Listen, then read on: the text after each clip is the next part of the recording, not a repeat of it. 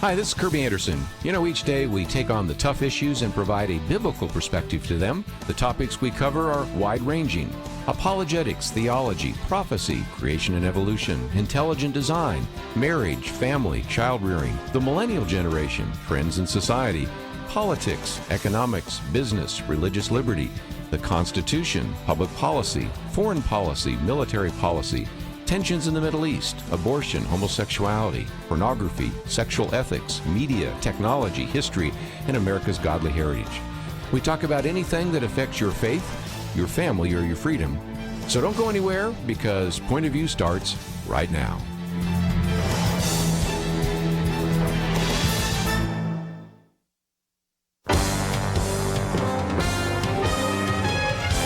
Across America, live. This is Point of View.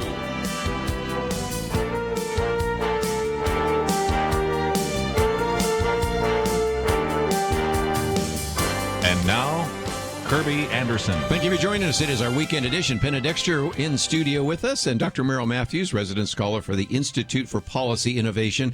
Going to talk about religious freedom, which we'll probably do next hour as we get into that. Wanted to talk a little bit about the school closures, because that has a Texas connection to it that we'll talk about in just a minute. Presidential debates, and just the other day we had a chance to talk about Dr. Merrill Matthews' piece, 4 Reasons Why Trump Can't Be Written Off Yet. And we always love to talk about Dr. Matthews when he's not here, but it's always better to have him in here to explain some of that as well. So we'll be getting into all sorts of issues along the way. But Penna, Dexter, one of the things I was just thinking about is there is a Texas connection, and that has to do with the fact that we are now starting to see that if you're going to do online education, it's really not that expensive. The other day, the American Enterprise Institute estimates that as they look at all these numbers, we're getting about 38 cents of education for every dollar spent. I mean, we could cut the cost of education in half if the schools do not get together. But at the same time, there is in the state of Texas a law which was actually pushed forward by people that we know around the table, Jeff Leach, Matt Shaheen, and a variety of others, called SB 2. And that was actually putting a limit on what various counties can charge for property tax, and the limit is 3.5%. But, and here's the trapdoor or the disclaimer, if you declare that there's an emergency, you can raise that up to 8% before you have to go to the voters, you know, those of us that pay the taxes. And so Harris County has decided that indeed they will declare that an emergency and use that actual trapdoor or that specific disclaimer to increase property taxes at a time when some of us are wondering, where's that money going in education in the first place? Yeah, you know, I was so fast. I mean, before the show I was saying that happened so fast after the bill was actually passed in the last session of the legislature to limit the increases, and the voters had to approve it, and Harris County comes right in with this as an emergency. Well, you know, it can't, I mean, I'm sure there's some expenditures and some of the safety and cleanliness and things like that. But as far as online learning compared to in-person learning, I mean, just a thinking person, especially a parent or grandparent that knows kids, knows that it's going to be a lot more expensive in person. So if you're not doing that, and, you know, the average, I think we talked about last week or the week before, is $13,000 per kid in the country. So, and you said, you know, 1/3 of that at most is what's being spent. We don't need to be taxing people more. I think as COVID has, you know, people are trying out different ways to get money because of COVID. And to me, that's more what Harris County is doing, because they have had, you know, high caseload there. Well, and again, I think that, of course, they're going to have some other expenses, and maybe that can be justified. The other part of that is the property tax values may have dropped a little bit in a down economy, so maybe they feel like they need more. But off air, we were talking, at least with my producer, about the fact that it's sort of like a ratchet. If I can just get it up there, property taxes never go down. They always go up. As a matter of fact, a lot of us know that the way in which they increase the revenue each year is they just increase the valuation valuation of your property. And I think I got 3 property owners right here. So, Dr. Merrill Matthews, you know how the game gets played. Yes, that's exactly right. But to Penna's point, remember, several cities double dipped because when they passed the legislation, they said this is going to take place, if I remember right, at the end of the year or something like that. And so several cities said, we're going to jump in and bump up the tax now, the property tax now, get us a good bump so that it'll last for a few years. And now, because of this, they've got a reason to be able to do it again. Yes.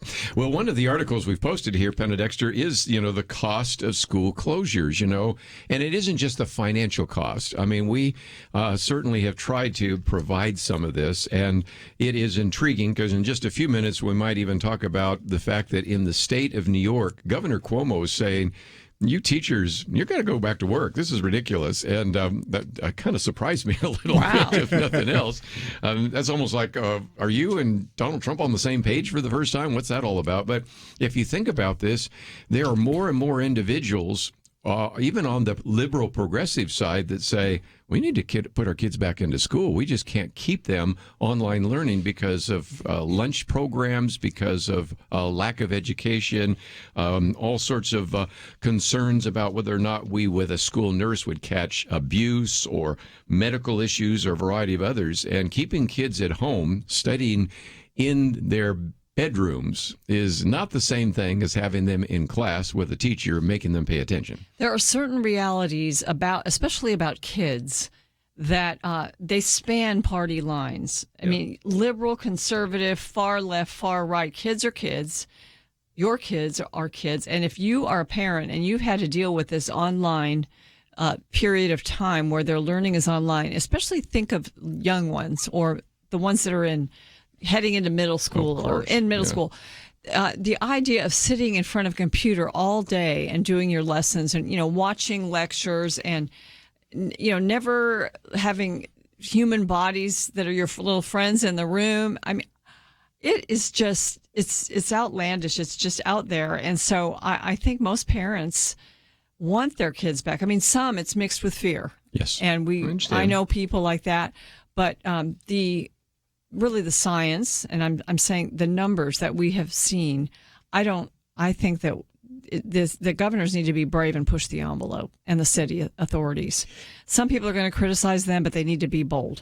And we should mention President Trump's statement about kids being, I think it was virtually immune from the COVID virus, which was an overstatement. The president isn't always good at nuance in his statements.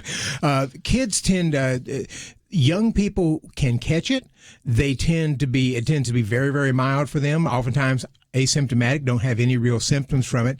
So the schools are probably not a major breeding ground for it, even though I think one of the schools that have gone back, Georgia, one of them has started seeing some spread of COVID. I think I heard that today. But it's the idea is it probably doesn't hurt them. Teachers are concerned about that, but there's schools are trying to set up some appropriate distancing and so forth. So Trump overstated that, but the essence of what he was trying to say was right. Kids are not as impacted. Penna, last time you talked about the fact that kids are not super spreaders. They're not even spreaders. They're really kind of like a break, aren't they? Yeah, some of the experts that have been studying it around the world have said that. They've said sometimes because it's just it's not a huge viral load that's transferred for most of the kids. And it looks like if you have a mild case, you don't have a big viral load. So you're not as much of a spreader. And so in these asymptomatic cases, yes, it can be spread, but it's not as likely and not as much. So, there's always risk in life. And it's just been amazing the way our tolerance for risk has gotten less and less during COVID. I mean, I felt my own self doing that, and then I realized I got to get a hold of myself. I need to live my life and encourage that. And so I shed some of that fear because we're living in a world where there's lots of diseases and viruses and dangers. And so we do have to assess it, try to make ourselves as safe as possible. But it's not safe to leave kids at home for months and months and years on end. Last time we had Jonathan Haidt on, he wrote the book, of course, The Coddling of the American Mind. It talked about this emphasis on safetyism. This is a generation growing up with bike helmets and all sorts of other things that we never had. Yeah. We survived. And so safety is important, but it's also there are risks on both sides. We'll talk more about those risks right after this.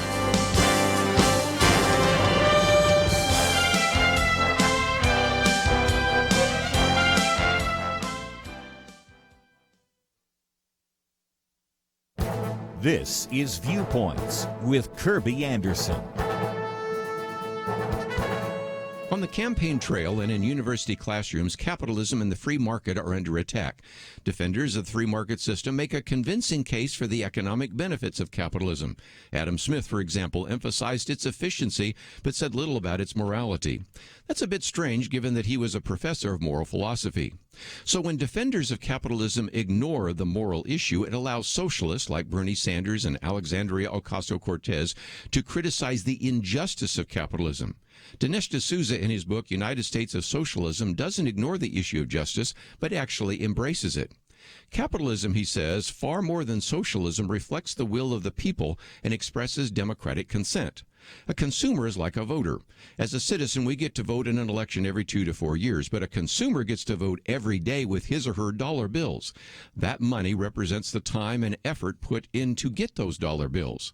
Citizens participate in a system of representative democracy where their views are filtered through politicians who represent them. But a consumer votes in a system of direct democracy. You can choose Coke or New Coke or Pepsi or Dr. Pepper. You can choose Fox over MSNBC and prefer an iPhone over another cell phone. You exercise your preferences by paying for it yourself. The free market provides you a level of political participation and democratic consent that politics can never provide. You get to vote every day with your dollars and send economic signals to people and companies providing goods and services. Essentially, capitalism, like democracy, is a clear form of social justice. I'm Kerby Anderson, and that's my point of view. For a free copy of Kerby's booklet, A Biblical View on Socialism, go to viewpoints.info/socialism. That's viewpoints.info/socialism.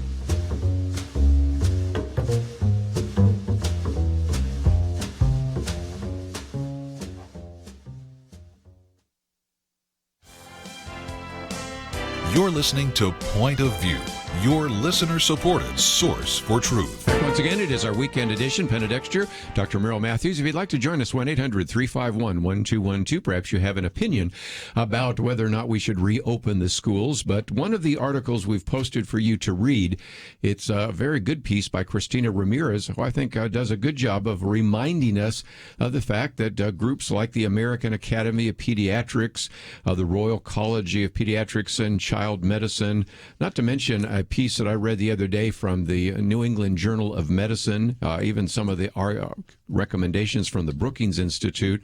These are not exactly, people that or institutions that support Donald Trump. Mm-hmm. Just the opposite. Matter of fact, the one I used the other day where we had a couple of authors from the Harvard University Public School program in the Boston Globe who couldn't bring themselves to say that Donald Trump was right. So they just simply had one paragraph that said, ignore Trump, but then put the kids back in school, because could not bring themselves to say that we think that the president and the Secretary of Education, Betsy DeVos, are right.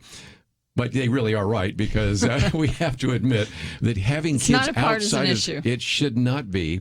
And Penna, this piece by Christina Ramirez, I thought was a very good summary and maybe helpful for some parents or grandparents out there that are just saying, I just have some real hesitations about having my child or grandchild going to school, because there are some incredible risks by keeping them home, aren't there? There are. You mentioned, I think it was either in the last segment or during the break, that they're seeing kids that are like 7 months behind because of COVID. Well, we had the summer, but then the months before that.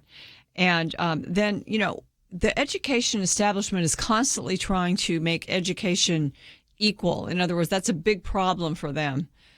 because in poor communities where the schools are worse, kids are doing worse on the tests than they are in the wealthier communities. Well, that hasn't made that any better. As a matter of fact, it's made it worse, and it will continue to make it worse because the poorer kids have fewer technological resources. They may not have their own computer at home, which is really a necessity if you're in school all day online. And then they don't have their parents. Their parents are at work a lot of times. Yeah. So who is watching them and who is helping them to push them along, especially if they're young? They need that goading to make sure they continue to do it, because there's no amount of self-discipline that a little kid can have that would get them online, for as many hours as is needed to complete all of that. So that's inequality. I think the social part of it is important. Kids that are in school, they need their friends, and so many of them are so isolated. My grandchildren went for a little play date yesterday with some other children, and all the kids were so shy with each other. I mean, they'd been good friends, but they hadn't seen each other for all these months. They didn't know how to interact. It took them a while, and they didn't really ever get there in that particular play date. And then the loss of lifetime earning potential, it's mentioned in the article, is it's a concern because it's just not as good. It's just not the quality of education. Hardly anybody, unless they've got tutors and parents really pulling their education together right now, is doing as well. Some kids get their meals at school, so that's not happening. A lot of kids with special needs and different learning disabilities that were getting regular meetings with specialists, there's none of that, so they're falling behind in that. And then this was early on. A couple pediatricians in my community said, I want the kids in school, even summer school, because they're not developing the immunities to other kinds of diseases. Being together in school, they're constantly developing those, and that's has not been there. And one of the reasons that you develop the immunities is our immune system are based upon getting small doses of viruses and other things that we shouldn't be getting. And those real small doses then allow the immune system to begin to build antibodies so that if we actually hit it with a larger one, either we don't get a larger infection or we stay asymptomatic, or we have minor results. And this is true for a range of different things. So some epidemiologists have been concerned that the isolation for kids is sort of harming their essential immune system from being able to sort of recognize these diseases, begin to develop the immunities.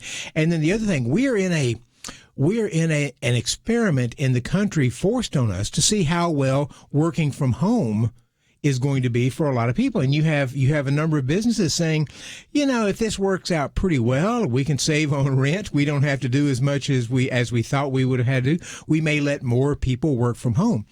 It is hard to have that test if the kids are constantly running in saying, Mom and Dad, I need to do something else. I can't play. They're out. They're not focused and so forth. So I don't know whether the telecommuting is going to actually take off as much as it might, as some people are thinking it may.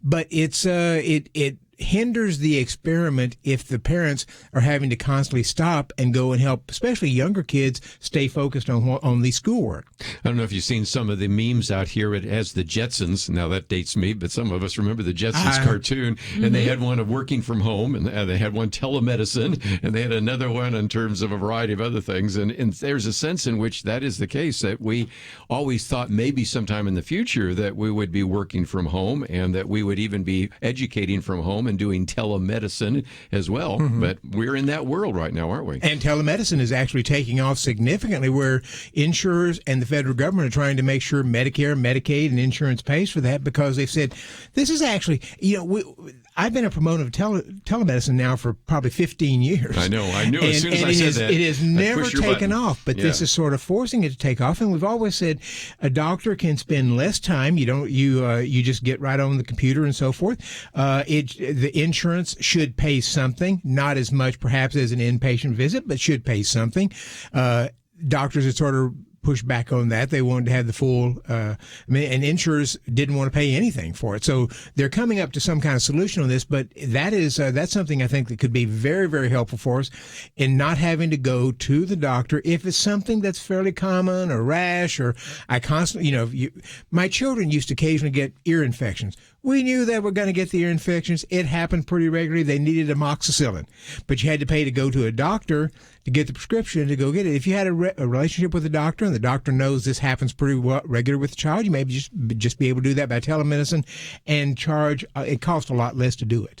Well, and again, you're not going into a waiting room where you pick up another disease in the process. And I'm thinking my daughter has interacted with, I think, 4 different individuals. 2 were doctors, 2 were nurses, and it's all been by telemedicine and doesn't run the risk of getting COVID-19. And just the waiting rooms, not only is there the risk of catching something, but they've become barriers to get in. You have to answer questions about whether or not you traveled, been in contact with somebody with COVID. You have to wear your mask. They take your temperature, other things. I mean, it's not as much fun going to the doctor as it used to be. No, certainly it's not. Yeah, and sometimes you can go to the lab and get your lab test, but you never really have to see really the only thing the doctor needs to see for that particular case is your lab test. He doesn't really need to see you.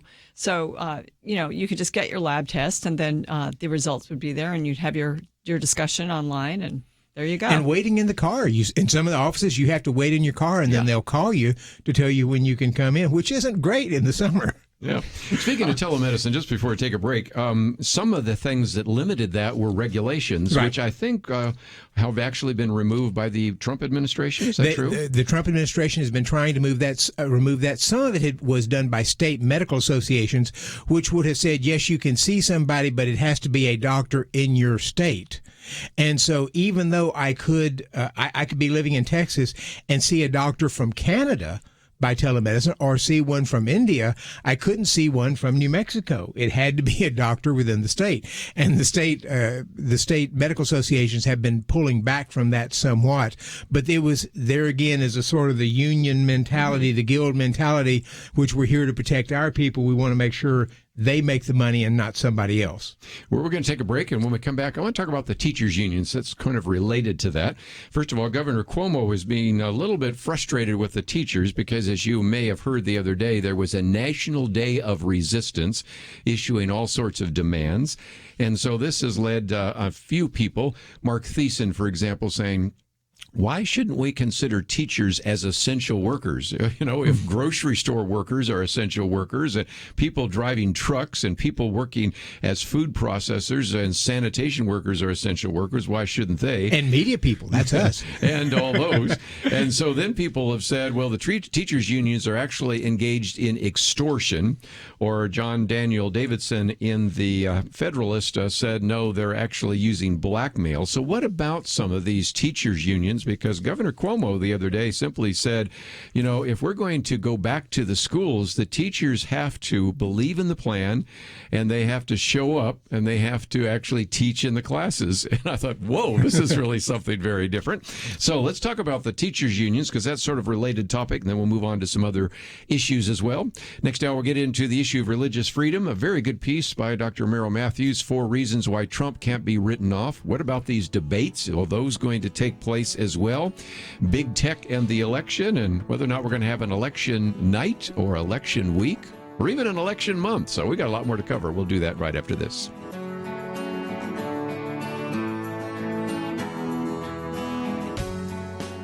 Having civil conversations about important issues seems to be harder and harder. Various media outlets tell people what they should believe, why they should be outraged, and getting people to actually think, well, it can be difficult.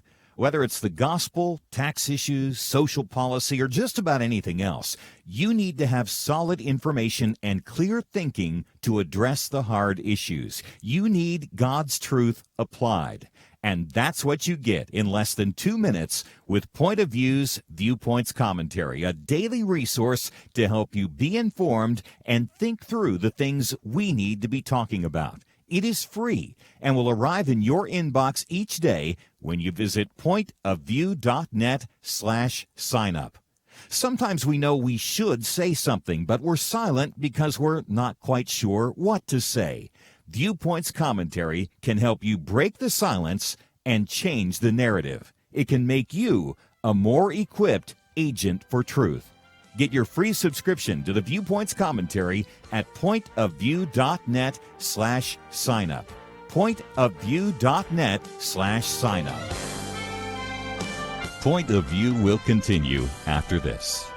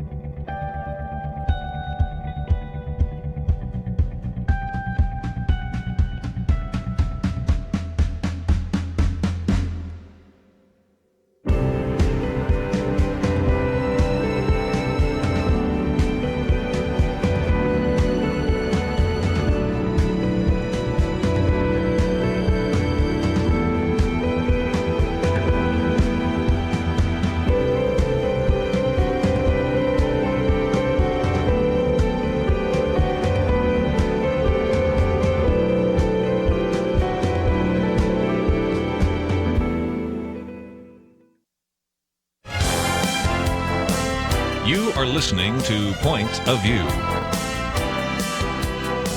The opinions expressed on Point of View do not necessarily reflect the views of the management or staff of this station. And now, here again is Kerby Anderson. Back once again, if you'd like to join our conversation, 1-800-351-1212.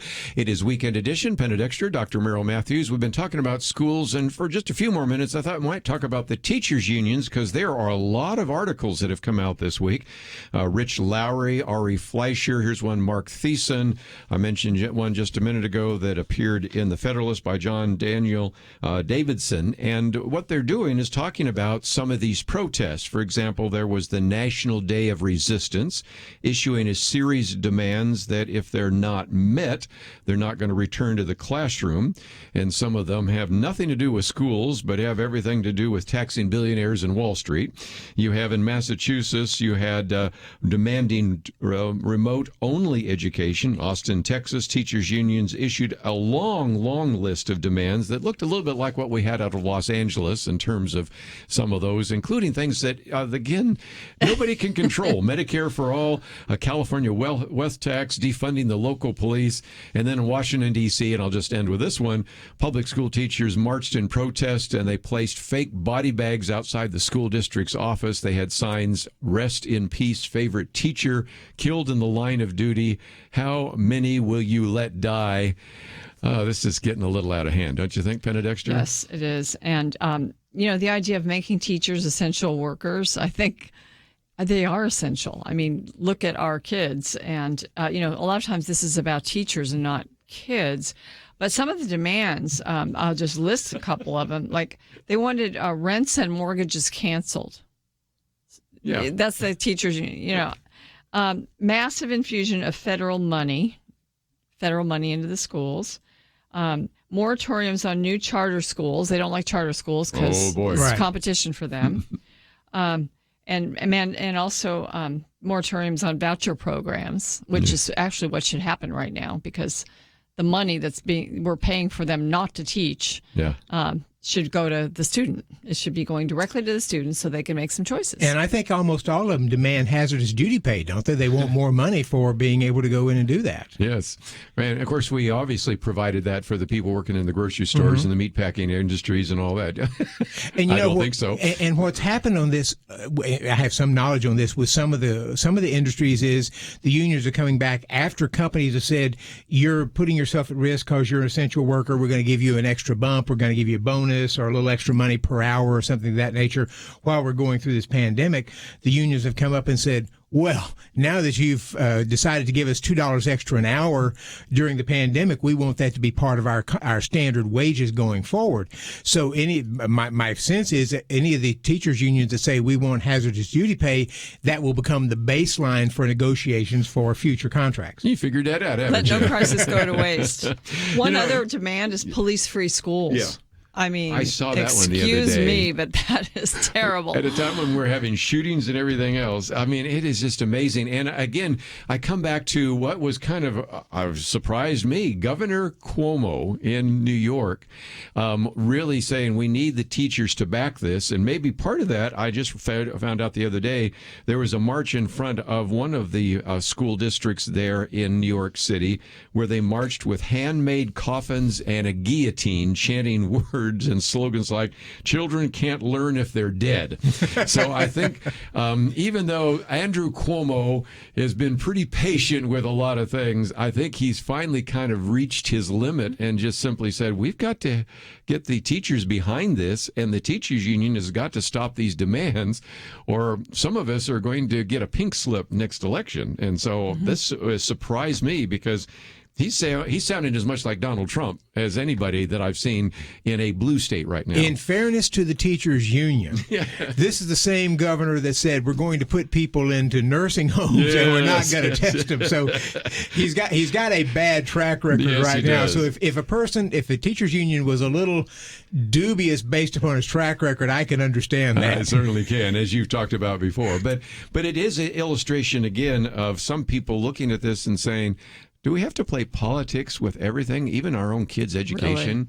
Really? I would like to know, I have no clue how many teachers and how all the teachers across the country feel, the public school teachers. I mean, we've seen certain teachers, and it makes me sick to hear them talk about their excuses for not going back to teach, and I'm like, well, then you shouldn't be a teacher, like you shouldn't be a doctor or a nurse. That's your job to go to school and teach. But I sort of, knowing the teachers that I know, I doubt that most of the teachers across the country are with the union in this. I mean, that's what I some wondered. will be, but I think a lot of them want to get back and teach the kids. It was what they trained to do. Yeah. And I could certainly understand. I've heard some teachers say, I have underlying health conditions. Understand that. Some, I don't think a lot of them, but maybe over 60 or 65. Sure. And so I could certainly see a school district saying, we're going to make some accommodations for you because you're more at risk.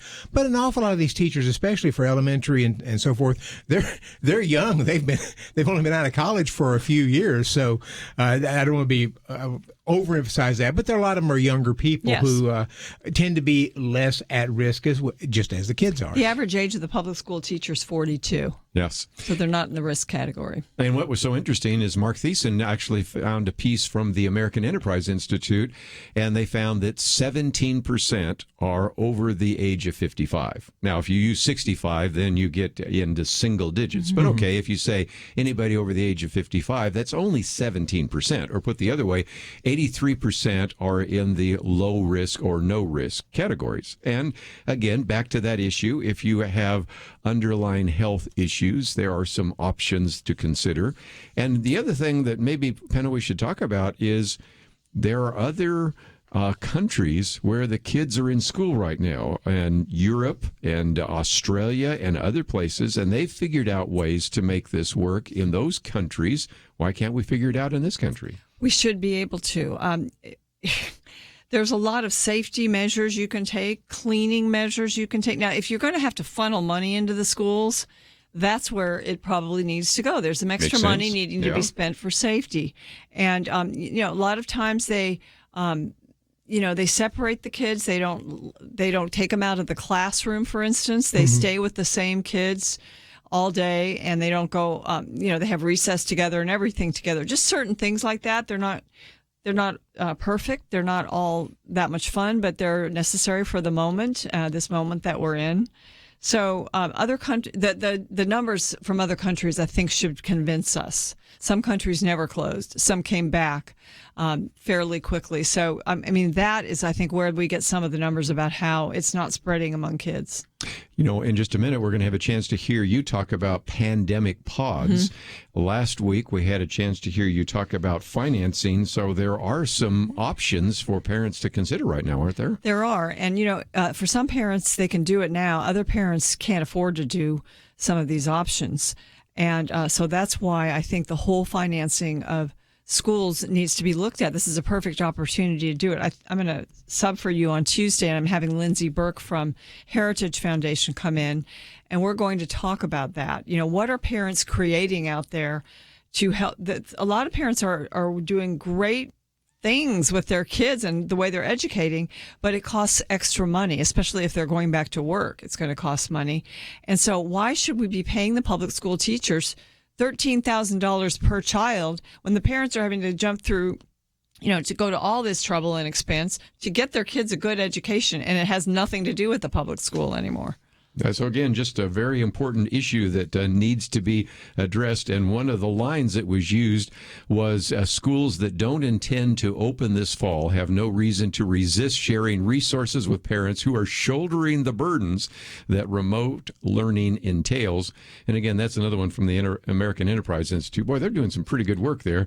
But again, when you recognize that the per pupil cost is $13,600, and then they went back and did all the evaluation, live instruction, instructional resources, building maintenance, which is a whole lot less, meals, and computer access, figure in that the cost for remote schools right now is around $5,229, or to put it another way, right now online learning is delivering 38 cents on every $1 spent. And so you can begin to see, if we're not going to spend it on the schools, then let's figure out how to help some of the parents that are doing some of the especially education. Since states are struggling financially, you might want to claw some of that money back and put it in other places. And if the state really threatens to do that, you may find the teachers much more eager to come back to work. That, right now the teacher unions think they have the leverage, but as soon as you start talking about cutting education, maybe you'd figure out who has the leverage. So anyway, Penna Dexter's commentary right now, you'll have a chance to hear, is the pandemic pods, if you'd like to hear it.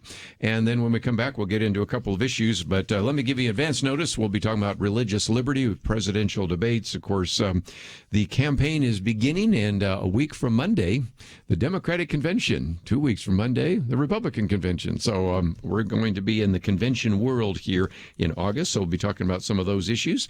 But let's take a break, and when we come back, we'll continue our conversation with Dr. Merrill Matthews and Penna Dexter right after these important messages. Yeah, thank you for reminding me.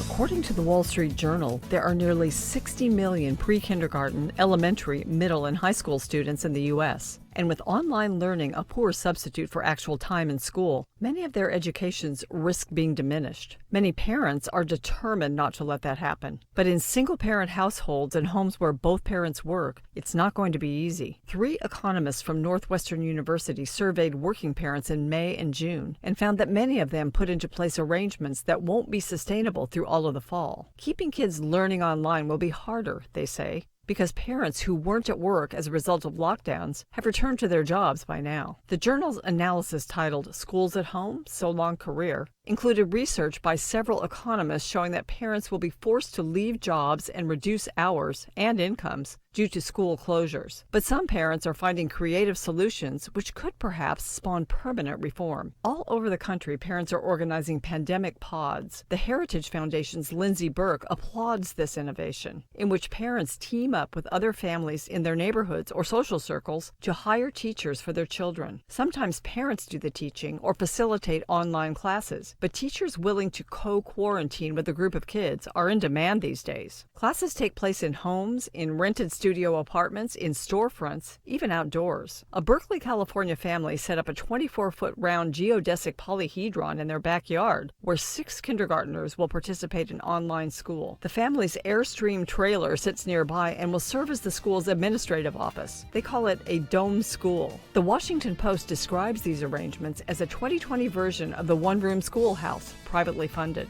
Meanwhile, public schools are funded at an average of $13,000 per student per year. Lindsay Burke says it's time for policy to catch up with families.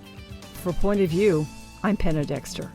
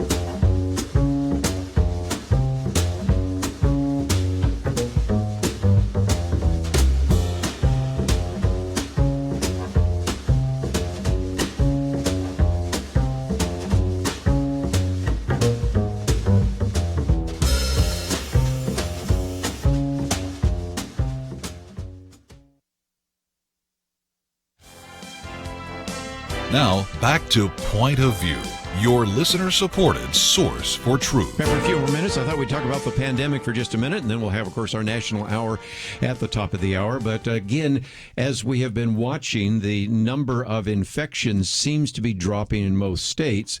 But even though we've even seen some of the deaths dropping, yesterday we had the first time where we had 2,000 deaths in 24 hours. This first time in 3 months that's happened.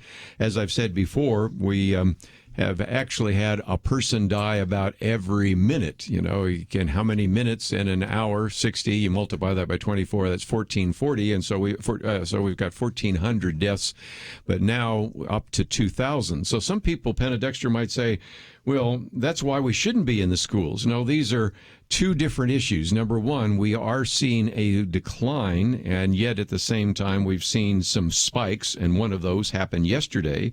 But at the same time, kids are the people that we originally protected because we assumed, I think erroneously, but we didn't know, that we assumed in a typical pandemic, the most vulnerable were the kids. Now we found out that in a pandemic like this, at least in the coronavirus, they're probably the least vulnerable. So these are true at the same time. Yeah, at first we thought they were very vulnerable. And then we thought, okay, no, they're going to spread it to us. They may not get sick, but they're going to spread it to the adults. Remember that period of time? And we said we've got to protect ourselves and our elderly, the grandparents. And now we find that they don't even really spread it to that great of a degree, we don't think. So, that took away, I think, 2 reasons to keep the schools closed, which is what we were talking about in the last segment. But, to look at the deaths, I mean, it's just, it really grips you. But as the cases start to go down, of course, the hospitalizations will lag, and then the deaths will lag even more. And we're starting to see now the deaths, even though the cases are going down. And Dr. Merrill Matthews, again, we don't know necessarily everything, but we do know that if you don't want to have people die in a nursing home, you don't want to send people in that have COVID-19. Or what we call New York. I mean, and you've written about this before. It's still, for people that tune in and tune out, talk about that, because it was actually an argument that we didn't want to discriminate against individuals. Right. And the reality is that's what we did to kill off so many people in New York. What happened was that the hospitals were getting full, and the health department and Governor Cuomo required that if you had been there and it looked like you were doing better, you could transfer people from the hospital to the nursing homes. But and you can debate whether or not that's a good idea. But what they did do was they prohibited the nursing home from testing the person to see if they were still positive. So if they thought, well, this person's convalescing, is improving, but we don't know if the person's still positive, they were prohibited from doing something like that because they didn't want to discriminate against somebody who had COVID-19 versus somebody who didn't. So they let people who still had active cases into the nursing homes. That set off a raging system in the nursing homes, and it just ravaged an awful lot of people, as thousands and thousands of people in the New York nursing homes died. And Cuomo had to come out. He sort of took a little bit of responsibility, but not very much from that. And as I think I mentioned to you, I believe I saw that the head of the Department of Health of New York has just recently resigned. I don't know all the specifics on that, but New York had far more, I believe, nursing home deaths than everybody else, in part because they were running people with active cases into the nursing homes among those who are the most vulnerable. One of the things I thought maybe just for our listeners is to have some level of discernment, because if you look at some of the places where we had the hot spots, a lot of them had to do with either nursing homes, and certainly New York is a good illustration of that, or they always like to talk about what happened in North Dakota, South Dakota, things like that, especially South Dakota, and yet that was a meat packing plant. Mm-hmm. So if you were to take out those few situations, those few circumstances where people were packed together and where we maybe violated basic common sense, this death toll that we talk about, which is 160,000, something like that now, would be much lower. And so you have to recognize that some of those hotspots were created because of nursing homes or other circumstances like that, right? Yes, they've tabulated, and depending upon the states, some states have had about 40%, I think national average, about 40% of the deaths have been nursing homes. Yeah. But some states were up in the 60% range, much higher than the national average. So that's a huge portion of the deaths. And even now, a huge portion of the new cases tend to be among populations which are much more packed in, several people living in the same house and so forth. Dallas, I think a couple of days ago, mentioned the new number of cases that we had in Dallas, and I think the news mentioned that roughly half of those were from the Hispanic community areas, where people oftentimes tend to have several people living under one roof, and it becomes much easier to spread. And that's one of the reasons why some of the meatpacking places tend to have an awful lot more, because you have people who may not necessarily be from the meatpacking, but maybe the communities and the close living relations that they have. I might add public transportation, subways, because especially early on when they didn't think they needed to clean them the way they seem to now, but it's just impossible if you're traveling to get to work and you're packed together in subways not to spread. I think a lot of the early New York numbers also had to do with that. And I will say in California, they also did what they did in New York for just a little while, and then they thought better of it and turned it around.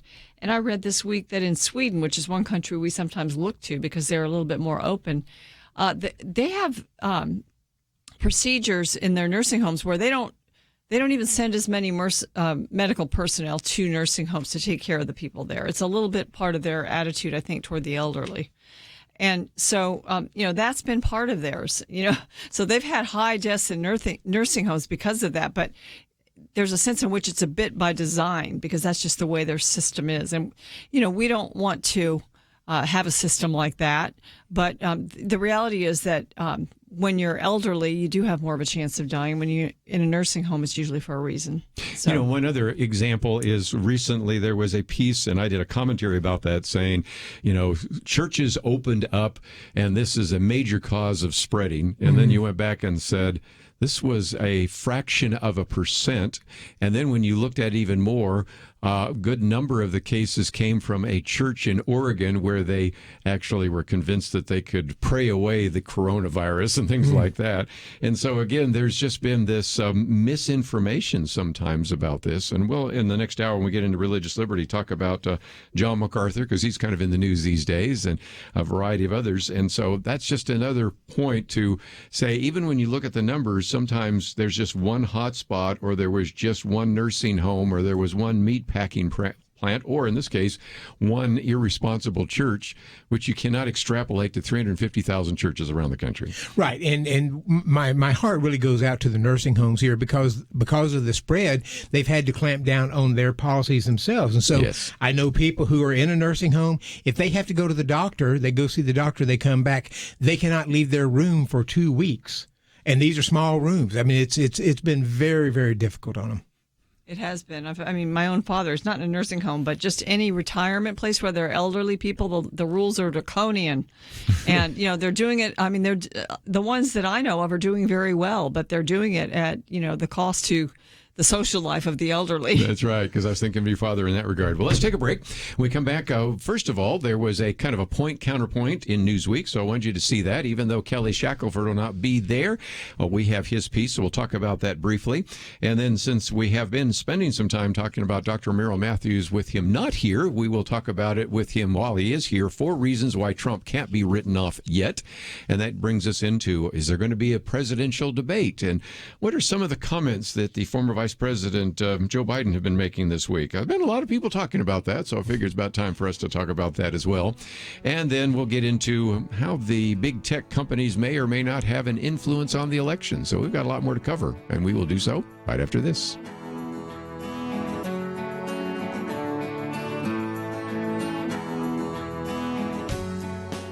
Having civil conversations about important issues seems to be harder and harder.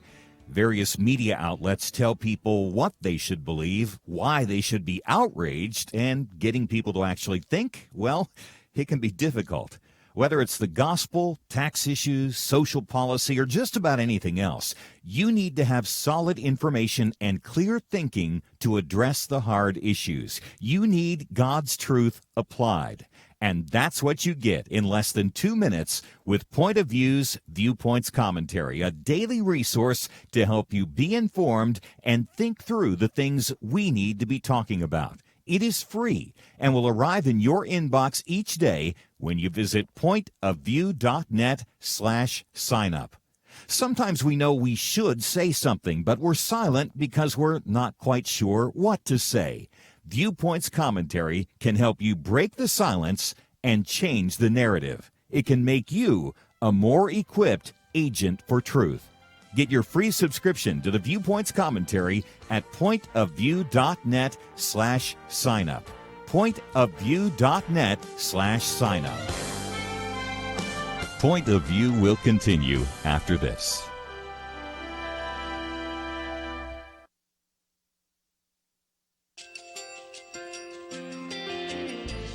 I just want to thank you so much for all the wonderful programming you have. You're just absolutely fantastic. I recently started listening to Point of View, and I really found it interesting because of the different subjects you cover. Thank you for that. I really appreciate everything that you do in keeping us informed. Thank you, Kerby, for everything that you have been doing. I appreciate all the work that you're doing, advocating for the Word of God. Thank you so much. Point of View, I think, is absolutely necessary because it's a Christian perspective, a biblical worldview perspective, and receive very current, up-to-date information about what is really going on, week to week in our culture, which is changing so rapidly, and yet it's morally sliding backwards. Yeah, I'm just, first of all, I thank you guys. Y'all's program is wonderful, and enjoy it every day. I learn so much every time I listen to it. Point of View Radio Talk Show.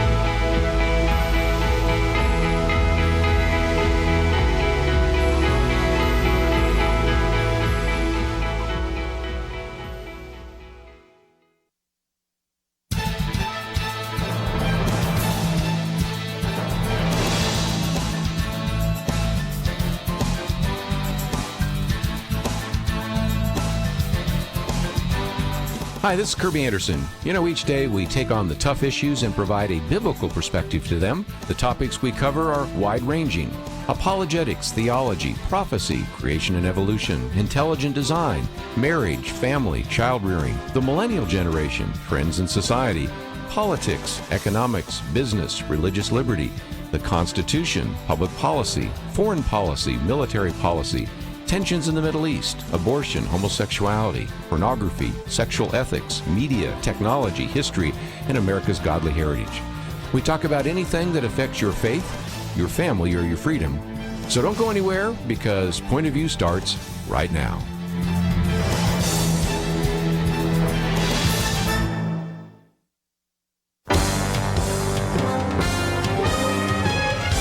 Across America, live.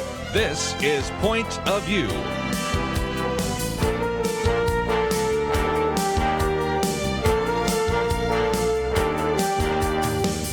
And now, Kerby Anderson. Thank you for joining me. It is our weekend edition. Penna, Dexter, and Dr. Merrill Matthews with us, and we're going to be talking about the issue of religious liberty. Matter of fact, that's our first article. It was written by certainly Kelly Shackelford, and it was kind of a point-counterpoint in Newsweek, so we'll talk about that in just a minute. Then we're going to get into the presidential debates. One of the arguments that is being made is whether or not to cancel those debates, although right now both sides look like they're going to debate. Earlier in the week, we had a chance to talk about Dr. Merrill Matthews' piece on 4 reasons why Trump can't be written off. And since Dr. Merrill Matthews is in studio today, we'll talk about that. And what about the influence of big tech on the election? So there are many topics to address. But Penna, Dexter, if nothing else, this first piece was really well written by Kelly Shackelford. But it was kind of discouraging to see all the comments made after the fact of, this is the religious Taliban. There's no threat to religious liberty. I thought he made a very good case, and I wanted people to be able to read it in its entirety. He did. And, I have been surprised at the attacks on religious liberty that have come during the COVID crisis, during the pandemic. I, at the beginning, didn't expect that. And yet that's what has transpired. And he talks about it here, really lists things. He says the number of violent attacks on churches and church gatherings, and that was a big shock to me. But then when we started having all the violence in the cities, there was also the attacks on the churches. But this number of attacks is unsettling, Kelly says. Protesters and rioters across the country have decapitated statues of Jesus, desecrated images of the Virgin Mary, vandalized monuments to a Jesuit priest. And in Washington, D.C., they've set ablaze churches, and also in California. And, it's been chaotic in some places and really sad to see that. And I was amazed, but it's happening. And then the other thing that's happened is using the pandemic as an excuse, elected officials have actually threatened to permanently shut down synagogues. That was Bill de Blasio in New York. Very true. Also banned drive-in church services. And we went through with Kelly all the cases and the churches they had to protect in court. And they've forbidden singing or chanting in religious services, and that happened in California. And yet, at the same time, the massive protests were allowed to go on, maskless sometimes, and people very close together. So, and there's still church battles being waged. And so I thought that was, kind of a good summary of what we're facing here. He also talked about the newspapers recklessly blaming churches for the spread of COVID. A lot of times when churches would open up, that would be the one institution that opened up that was blamed when so many others were opening up. Restaurants, bars, stores, but no, the churches are the ones spreading it. Then he said, a nation truly committed to religious freedom would, in a time of national crisis, welcome the essentiality of religion's exercise, not ban it. If people ever needed church, they need it now. And in going back to church, I know I've noticed, how wonderful it is to see people again, worship with them. And, we got maybe used to being at home worshiping if we were doing it. And, just to get back we're meant to meet in community. Kelly says according to a 4-year study on the topic by pollster George Barna, a belief exists among Americans that religious freedom is on the decline in the land of the First Amendment.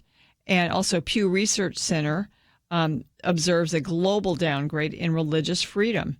But he says there's been progress in the courts, and certainly we chronicle that all the time with Kelly and the other folks from First Liberty in here, all the victories that are won because we do have a First Amendment, and they're talented enough that they're able to come back to the First Amendment. But, and then he goes through this. I think one more fact that I thought was, I didn't know this, but he said for the first 100 years of the American Republic, the U.S. Supreme Court decided only 3 questions concerning religious liberty. Wow. In the first 110 years. But since then, it's really stepped up. Now the numbers are, since 1940, litigation on religious liberty has exploded at an alarming rate in nearly every area of religious life. And since 1940, there have been more than 75 cases, including on school prayer, legislative prayer, release time education, religious land use, distribution of religious literature, and on, wearing religious head coverings, Pledge of Allegiance. So many, many attacks on religious liberty, but most of them get won because we still have a constitution. We have the groups like First Liberty Institute that are able to defend these. He also talked about some of their cases like Melissa Klein's Bakery and Coach Joe Kennedy that are still working their way through the system. So again, that is available at our website, pointofview.net, or you can go to Newsweek magazine and see that one. And one of the points you made was something that caused a lot of Christians to react, and that was where the New York Times had an article, "Churches were eager to reopen. Now they're a major source of coronavirus cases." And Tim Chalice has been on the program with us, talked about that, because they were only talking about 650 cases out of about 40 churches, a lot of which almost half of them came from this one church in Oregon, which was irresponsible. And then even Ed Stetzer got into this as well, and he said, now think this through for just a minute. At that time, when this came out in July, there were 3 million coronavirus cases. 650 out of 3 million, that's 0.02%. Or look at it another way, they're talking about 40 churches, although one was probably the most significant one. 40 churches out of 300,000, or some people even estimate 350,000. So, Dr. Merrill Matthews, there's been a little bit of hyperbole, not just from the president, but even from the New York Times. There has. When this initially started, when the lockdown started in March, they shut down the churches. Typically, it was said, we're going to close things down for a couple of weeks, and then we'll reassess. And so churches, I think the vast majority of churches said, okay, this is temporary. We're trying to be good citizens, as the Bible tells us we need to be. So they decided to go online with their services. Most of those were extended, and the shutdowns owned into May, and most churches went along with it. But now as the economies have started to open up, the churches are coming back. They said, we now know how to do this. And it's good to be able to get back. But you get the sense that some states have some kind of vendetta against religion, and not just Christianity, because it can be synagogues, as you point out, where they just simply are not, they want to keep those churches shut down. And I find, I'm not sure that I could document this, but it seems like it's in the blue states where they are being much more restrictive about churches. And so, you can go back to the thing that we say about religion and how the left, they see religion as a sort of an opponent, that, the left and the people that want to centralize government, that want to step into every area of your life, that in some senses wants to be your God. They see the churches as competition to that, and also Christians tend to oppose many of the policies of the left, especially the ones that are immoral, like abortion, or trying to keep marriages between a man and a woman, and some things like that. So it was, in a sense, it was it kind of goes along with their agenda to weaken the church to keep it closed down. Yes. Well, again, I've heard a number of people make that case, that in some respects this has been a very good weapon to go after some of the people we disagree with. We'll talk about the NRA in New York. We can talk about churches in California, but we need to take a break. We'll come back with more right after this.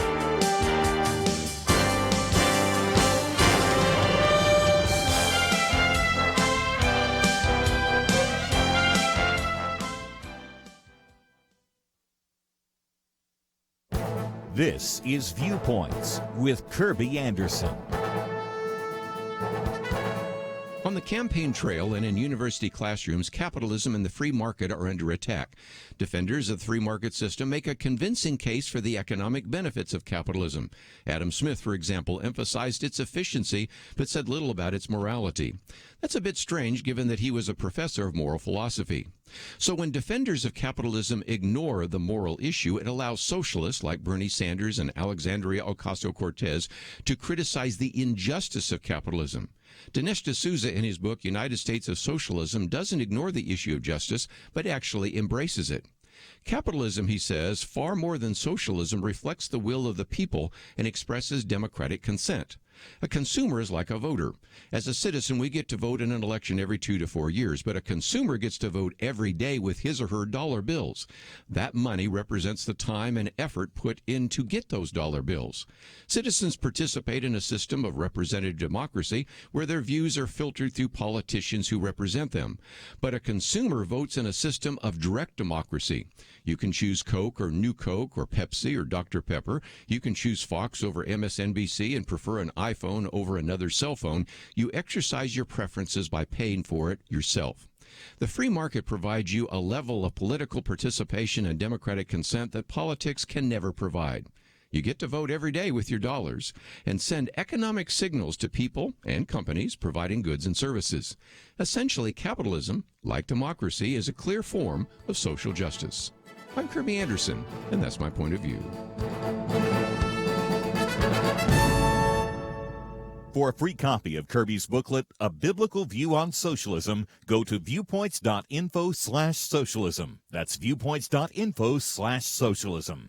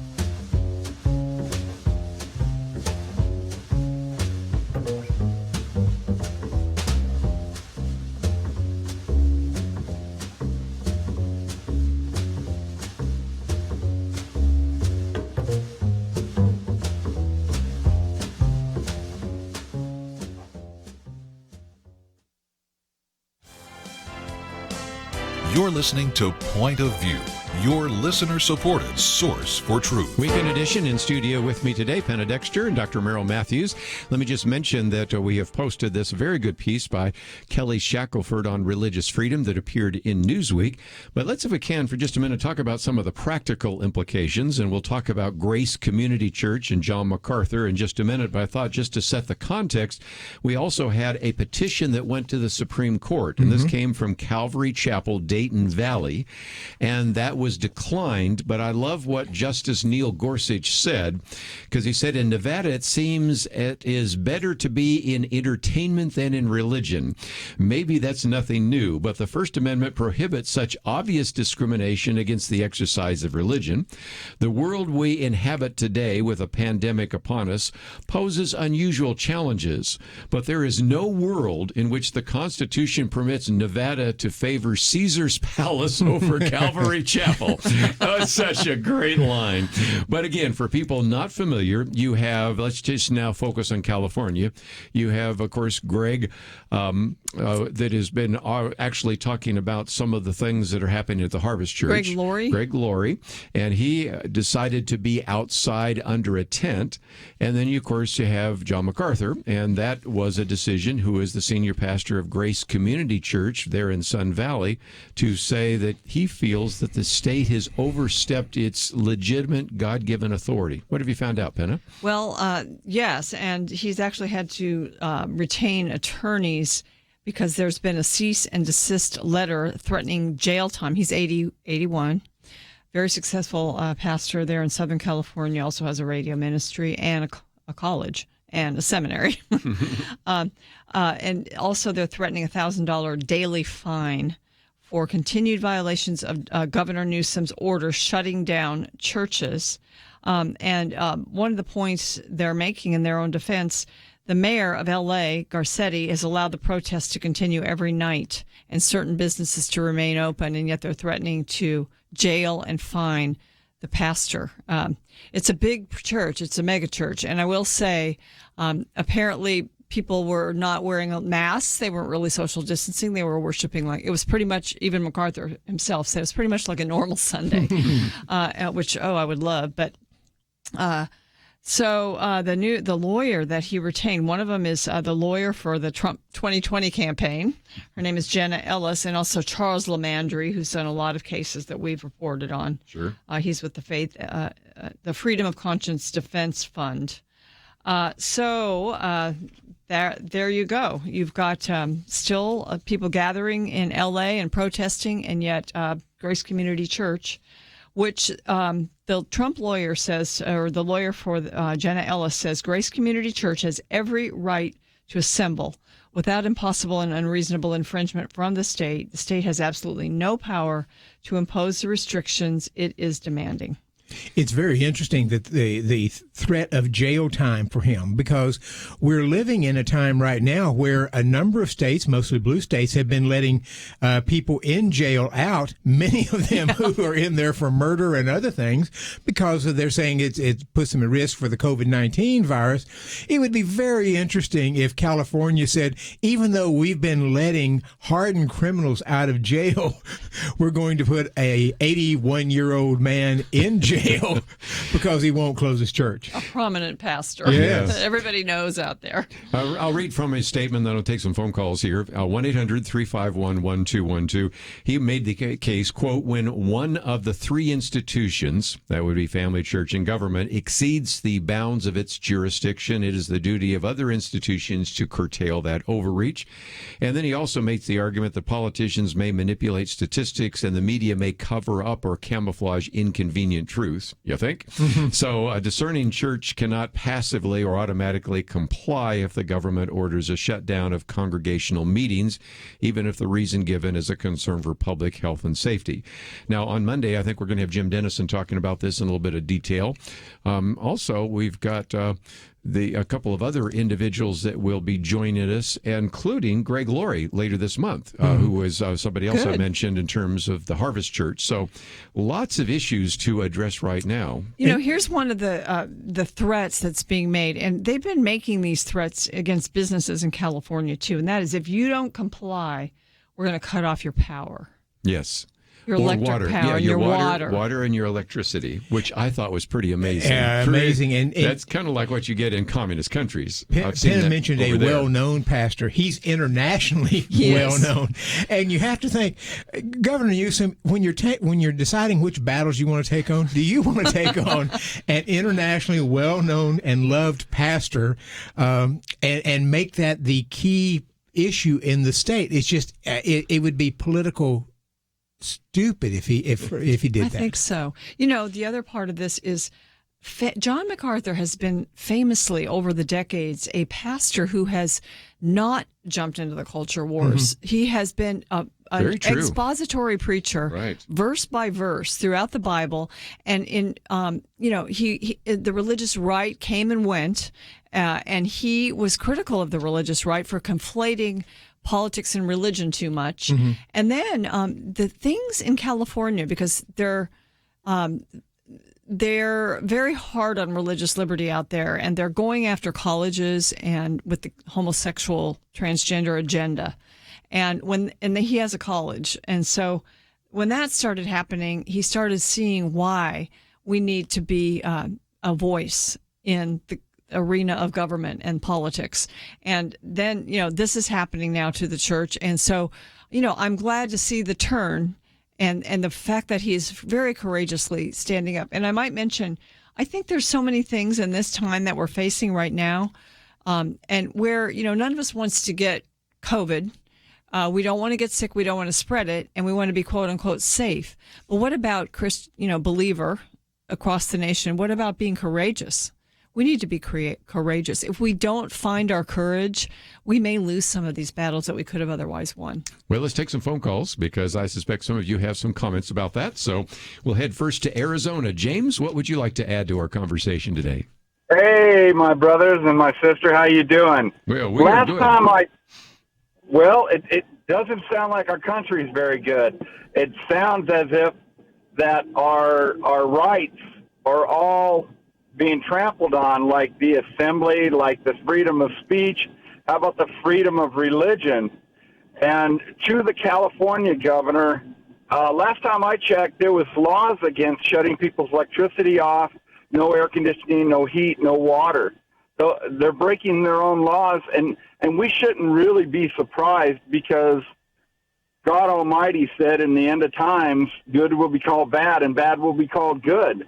I mean, it doesn't mean that we don't fight against it, but wow, how true it is in today.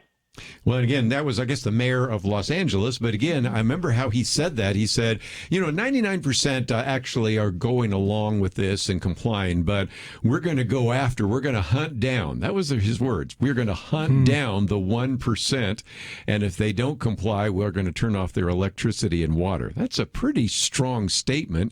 And having traveled over to Budapest, Hungary, and a variety of other places, that's what was done during the Cold War. That was what was done behind the Iron Curtain. And I didn't think I would hear somebody in this country, in the state of California, Penn and I both grew up in California, somebody saying something like that. That is pretty strong, I would have to say. And to Penna's point earlier, if we acquiesce now, then let's say a flu comes this fall, and it's a more severe flu than typical, and let's say the coronavirus is gone. If that's the case, then they may say, well, we've got precedent for shutting these things down, and so we need to be able to shut them down for the flu also. So it could lead to it could ratchet up. It certainly could. So anyway, we have to learn from this that we're never going to shut down again. We don't need to learn that we can use this as a tool. We did so much economic damage, we can never shut down again. I just travel around and see some of these closed hair salons, some of these closed restaurants, and probably closed for good. I'm pretty sure they're closed for good. They would certainly open up by now in the state of Texas, and of course I go to a few other states, and I'm sure we'd see the same thing. It's sad commentary. Let's take a break, though. If you'd like to join us, we will then move on to some other issues. But if anything we've said so far about religious freedom or closing down the schools is of relevance to you, feel free to give us a call, 1-800-351-1212. We come back, though. We have a couple of other things. After all, we have this presidential campaign, piece by Byron York.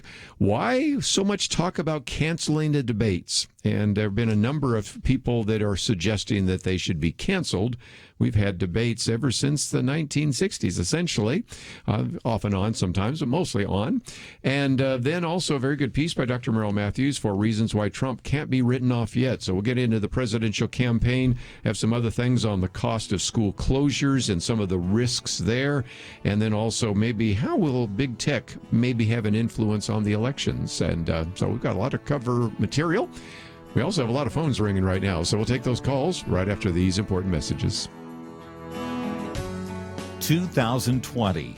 It's been a pretty eventful year. We've experienced international tensions over the coronavirus and lockdowns, economic uncertainties, cities overrun by protests, rioting, and looters, and coming soon, a presidential election. Question: where will you get real news, credible opinion, clear biblical thinking on the things that matter most? Answer: Point of View Radio with Kerby Anderson and the team. You can make sure their voices continue speaking loud and clear by taking a moment right now and joining the Truth Team. It is easy, but you do have to visit our website or make a quick call. Go to pointofview.net/team. or call 800-347-5151. You have the power to make a difference.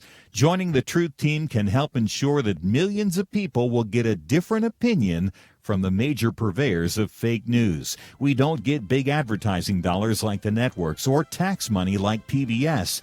We depend on you. Pointofview.net/team and 800-347-5151. Point of View will continue after this.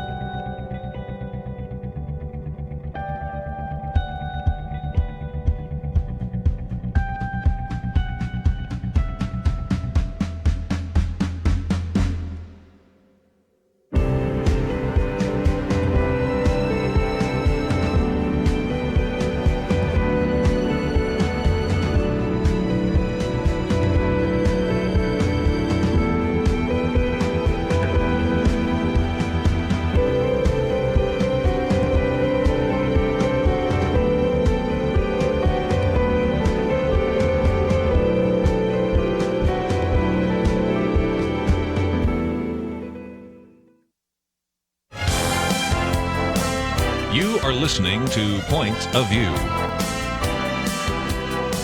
The opinions expressed on Point of View do not necessarily reflect the views of the management or staff of this station.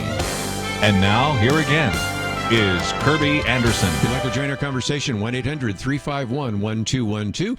Weekend edition, Penna, Dexter, Dr. Merrill Matthews. Let's head out to California, listening on KYCC. Joyce, thank you for joining us today. Hi, thank you for taking my call. I've been listening since Merrill Matthews was on there. Oh, my. Yeah. I live in Stockton, California. There are no churches open. Wow. I had to wait months to get my hair cut. So I don't like our governor at all. One thing I wanted to mention. Two very good reasons to be upset. Yes. Go ahead. I have a nephew in Oklahoma who is scared to go out of the house. There are more suicides from being isolated than the coronavirus. Yes, that's right. And as a matter of fact, there are some places where they've actually had more suicides than deaths from COVID-19. I know, my nephew's scared to go out of the house. Yes. I don't know when the churches are going to open up. I'm in Stockton, I don't know California. either. I mean, it is amazing to me. Are any of the churches that you know of joining the resistance, let's say? No, not that I know of. Maybe they should at least cut hair in the churches, but again, that wouldn't be allowed either. So, or just call it a protest movement. Yes. Well, again, just a good illustration of that. I know that back in May, the churches banded together, about 1,000 of them, yes. And Jack Hibbs out in Chino, California, who heads some sort of a network, led that, and they opened up. One day they all just opened up, and of course that was civil disobedience, but there were so many of them. I don't know what, I think those guys are still standing strong, and many of them are opening up, but it's just, it's a long time. You know, the 2 weeks, I mean, I think everybody, we had no idea that it was, the religious liberty was going to be, in a sense, attacked and taken advantage of in this way. And so now it's time to have some courage. I might just mention again, on Monday, we have Jim Dennison in. We'll be talking about civil liberties and civil disobedience and that. And then John Yoo will be with us. We had to reschedule him, and I suspect he might have a few things to say about the First Amendment and a few things like that. So let's take some more phone calls. We'll head to South Carolina this time. Mary, thank you for joining us. Well, Mary was going to encourage us to go and vote, but we missed that call there. And that's important, too, because at the time when we're heard from James just a minute ago about rights being trampled, there is a recourse, isn't there? Looks like we're going to get Mary back in just a minute. We just lost her, but as soon as we get that, we'll get her comments. But again, it's the importance of voting, isn't it? It is, and especially at this particular time, because some people are afraid to go out. Some of the states have made accommodations. Texas, where we are, has decided to add an extra week to being able to go to the polls early voting. I always go in early voting. It's usually not very crowded. I don't want to wait till the day and have to wait in a line. So some of the states are making accommodations, and that's exactly what we should do. We've got to vote this time. Mary, I think we've got you now, don't we? We'll see if we can get Mary. Well, again, that's, I think, the point she was making, because if nothing else, we need to vote. And a little bit later, I'm going to talk about the fact that because of all these mail-in ballots, we may not have an election night. We may end up having an election week. Now I think we've got Mary. Mary, thank you for joining us today. Oh, good. Oh, hi. Thank you so much for having me. I appreciate it. What would you share with our audience today? Talking about all of these our civil rights being trampled on, and with Governor Newsom and targeting people who aren't quote unquote compliant to him, and the couple in Missouri who was simply defending their home and their property with their legally owned guns. That whole thing was atrocious, the way they were arrested and guns removed from their possession. And I just want to urge everyone to vote, and don't mail in your ballot. Vote, stand in line if you have to. It's the most important election. Vote for Trump, and don't mail in your ballot. Do it in person. Voting all the way down the ballot is important, too, because you mentioned the couple in Missouri. And yes. It was the district attorney, I believe, that who was violating their rights. And you on TV, when you see what was said there, it was just unbelievable. I mean, unbelievable position to take against citizens. Mary, the thought hadn't crossed my mind till just now, but California had to throw away 100,000 ballots, I believe, of the mail-in ballots because they had problems with them. New York still hasn't decided that. From the 12th congressional district, we do not know who that's won. What, 6 weeks or so now. Yeah, I think. that was back in June. And this may sound, I may be giving too much deviousness to the bad people out there, but maybe I should. Maybe you should. But in the mail-in ballots, if you know that this particular districts are heavily conservative or Republican voting, could you in some way, let's say, we find more problems with these ballots that are being mailed in and not count them than you could say those coming from blue districts? Not sure how that would work, but the notion just crossed my mind that if you're devious enough, you might find a way to disqualify ballots from conservative/Republican areas in a state rather than the liberal areas. You mean like Orange County in California? Yeah. Penna knows that one. Yeah. Mary, thank you for that. And since you brought that up, this has been kind of interesting because up until a couple weeks ago, the standard line from the Democrat leaders was there's no voter fraud. Mail-in ballots are not a problem. And then they've had two in a row. Of course, you mentioned the one in California, but they have two in a row that have been high profile. One is in New Jersey. Third largest city is Paterson, New Jersey, and they could not and still cannot figure out who won a city council race because they had 16,000 mail-in ballots come in and only 13,000 were counted because there were voter irregularities. The signatures didn't match and a variety of others. But then you mentioned the one, Dr. Merrill Matthews. This one is an incumbent whose husband was shot in the subway, and we know all the story about that. But this is the 12th congressional district. This is a very significant race, and we to this day do not know who won in the Democratic primary in the 12th congressional district in New York because they had to throw out so many ballots.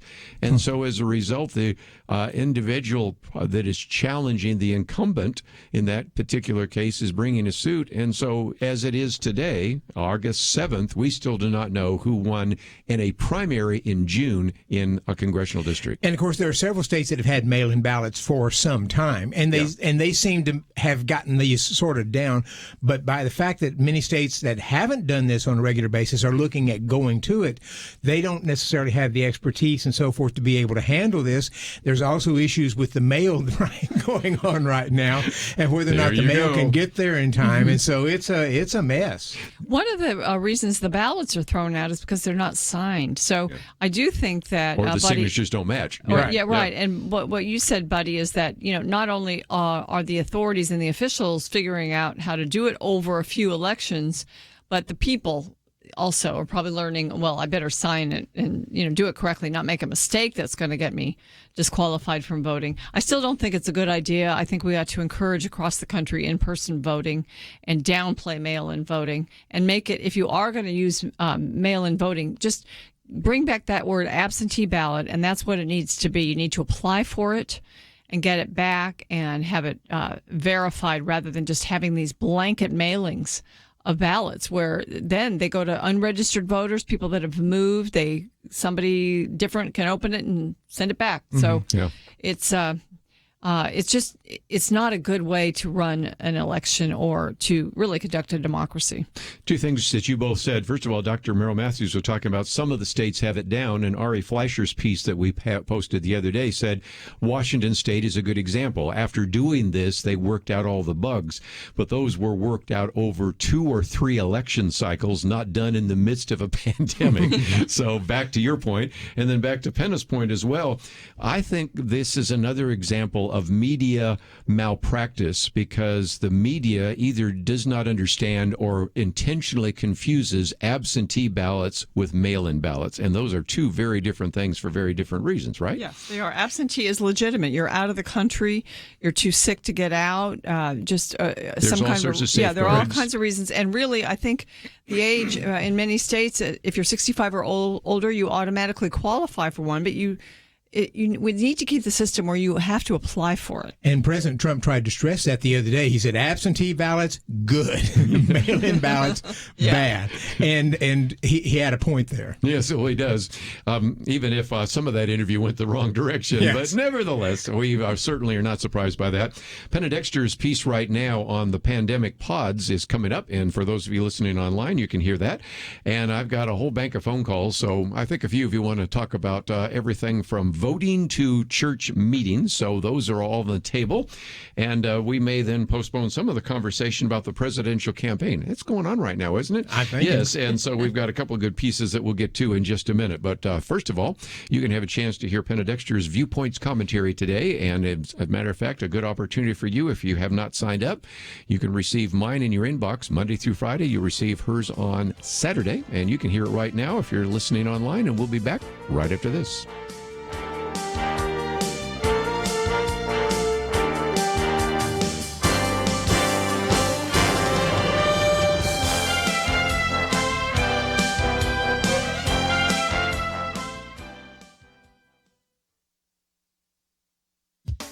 According to the Wall Street Journal, there are nearly 60 million pre-kindergarten, elementary, middle, and high school students in the U.S. And with online learning a poor substitute for actual time in school, many of their educations risk being diminished. Many parents are determined not to let that happen. But in single-parent households and homes where both parents work, it's not going to be easy. 3 economists from Northwestern University surveyed working parents in May and June and found that many of them put into place arrangements that won't be sustainable through all of the fall. Keeping kids learning online will be harder, they say, because parents who weren't at work as a result of lockdowns have returned to their jobs by now. The journal's analysis, titled Schools at Home, So Long Career, included research by several economists showing that parents will be forced to leave jobs and reduce hours and incomes due to school closures. But some parents are finding creative solutions which could perhaps spawn permanent reform. All over the country, parents are organizing pandemic pods. The Heritage Foundation's Lindsay Burke applauds this innovation, in which parents team up with other families in their neighborhoods or social circles to hire teachers for their children. Sometimes parents do the teaching or facilitate online classes, but teachers willing to co-quarantine with a group of kids are in demand these days. Classes take place in homes, in rented studio apartments, in storefronts, even outdoors. A Berkeley, California family set up a 24-foot round geodesic polyhedron in their backyard, where 6 kindergartners will participate in online school. The family's Airstream trailer sits nearby and will serve as the school's administrative office. They call it a dome school. The Washington Post describes these arrangements as a 2020 version of the one-room schoolhouse, privately funded.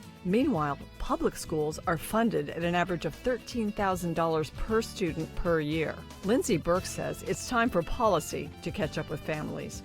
For Point of View, I'm Penna Dexter.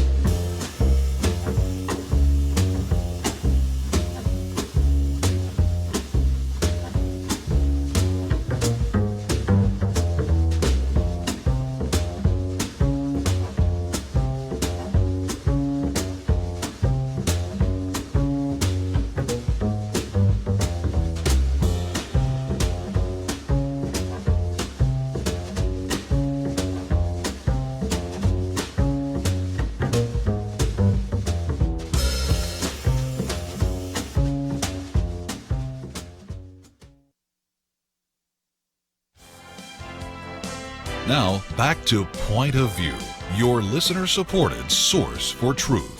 Back for a few more minutes, and let me just mention that we'll probably postpone some of our conversation about the presidential campaign to the next hour. I hope you'll join us then. Let's go back to the phones. We are in studio today with Penna Dexter and Dr. Merrill Matthews. It's Weekend Edition. Let's head back out to California. Sue, I think you want to talk about what your church is doing. Yes, our church is meeting outside, and we are having our music. We have our drums. We have 6 feet apart, and we have awnings that cover us in shade. How large a church is it? Right now, there's still a few that still stay home.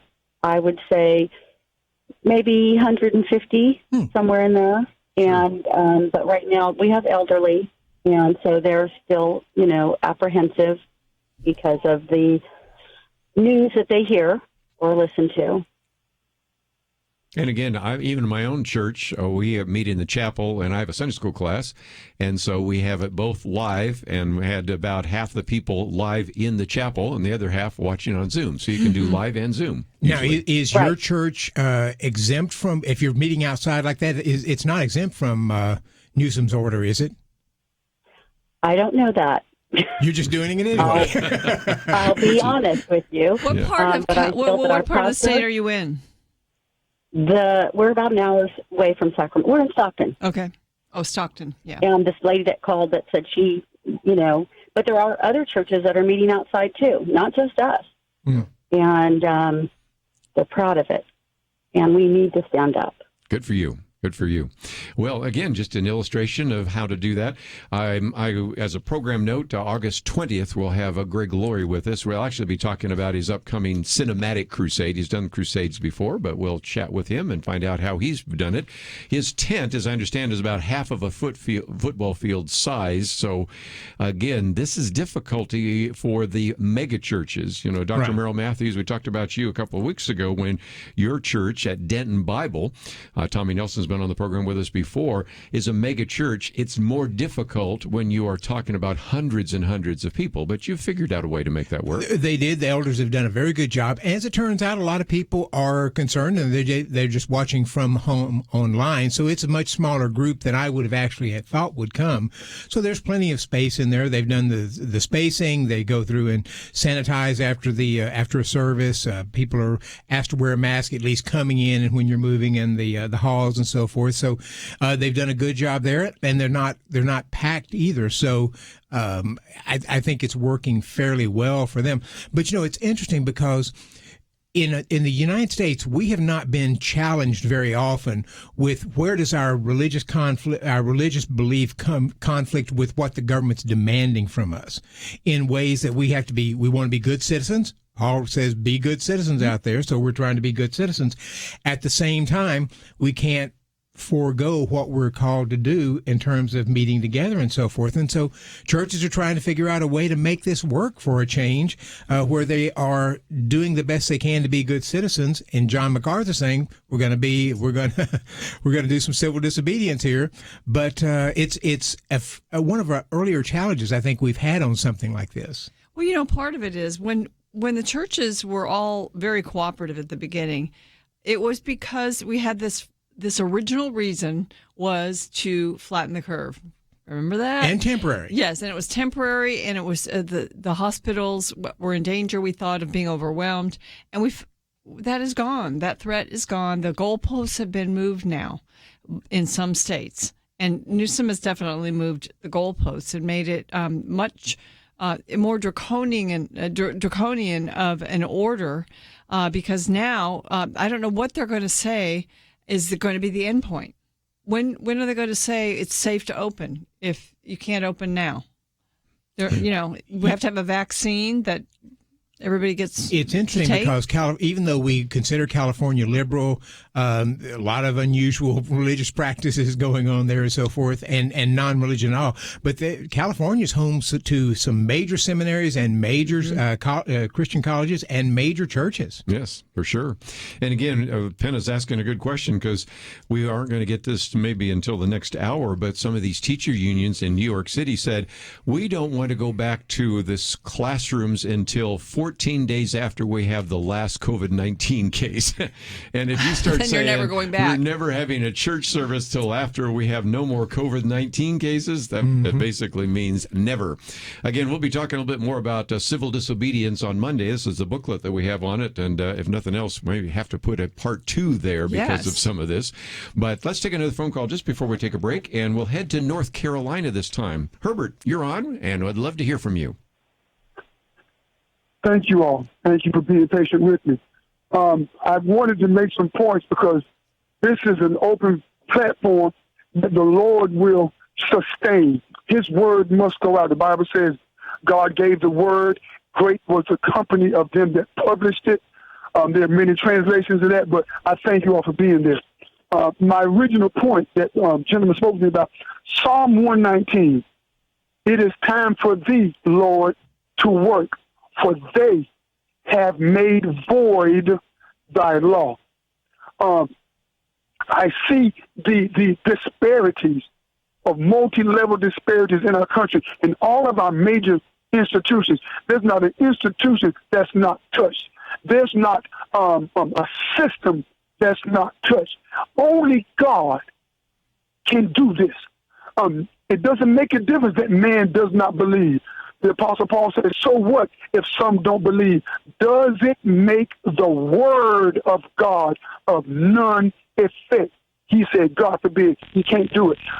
God, through prophecy, through men and women, throughout time immortal, have been giving words concerning the times that we live in. I understand the tribe of Issachar was a tribe that understood and discerned times and seasons. Yeah, they were the ones that understood the times with knowledge of what Israel was to do. And so I think Herbert's talking about, since we're getting close to a break, this idea of revival. And some people really wondered if this might be the beginning of that. That's one of the reasons we will be talking with Greg Laurie, because he's talked about the Jesus people revolution that took place in the 60s and 70s. And some people wonder whether or not this pandemic, which is kind of taking everything away, taking away our security, taking away our sports and a variety of other things, might be the beginning of a revival. What's your thoughts? Well, I would worried about the opposite, because just going back to church and seeing, as Buddy just mentioned, some people are not going back. And I felt like over time, over the few weeks that we've been back, that the numbers were like greater, and then they kind of dwindled a little. And it seems like they're coming back up now. So I think it goes with the news. Mm-hmm. In the state of Texas, the cases went up, the people went down. And I really saw that. So I worry that a lot of people are just getting used to not going to church, and so that's another issue. Yeah, and so their habits are changing, and that's not good. Although then you can also say, well, then it's purifying the church, because those who are really committed will have their faith strengthened through the adversity that we're facing. So, it could be that, but I also worry that the online is just not as appealing to people, and so that if it just goes on too long, that you just kind of stop going. I'm one of those who have wondered if this wouldn't turn into a revival, because sometimes persecution brings about revival. Yes, so it does. We don't know that that'll happen, but it might. Yeah. Well, and again, last weekend was, of course, Promise Keepers, and I had to watch it virtually, but even there, just a sense of the fact that it gave more exposure. When we get Greg Laurie on, he says, he's actually preaching to more people than he ever has, and I've heard Jack Graham say that. I've had, I'm sure John MacArthur would say the same thing. So if nothing else, maybe. And it's certainly a prayer target for us to have. Okay, when we come back, I want to talk about this presidential election. I think it's taking place here, and Dr. Merrill Matthews has some reasons why maybe Donald Trump might be reelected. Maybe not. We'll find out right after this. Having civil conversations about important issues seems to be harder and harder. Various media outlets tell people what they should believe, why they should be outraged, and getting people to actually think, well, it can be difficult. Whether it's the gospel, tax issues, social policy, or just about anything else, you need to have solid information and clear thinking to address the hard issues. You need God's truth applied. And that's what you get in less than 2 minutes with Point of View's Viewpoints Commentary, a daily resource to help you be informed and think through the things we need to be talking about. It is free and will arrive in your inbox each day when you visit pointofview.net/signup. Sometimes we know we should say something, but we're silent because we're not quite sure what to say.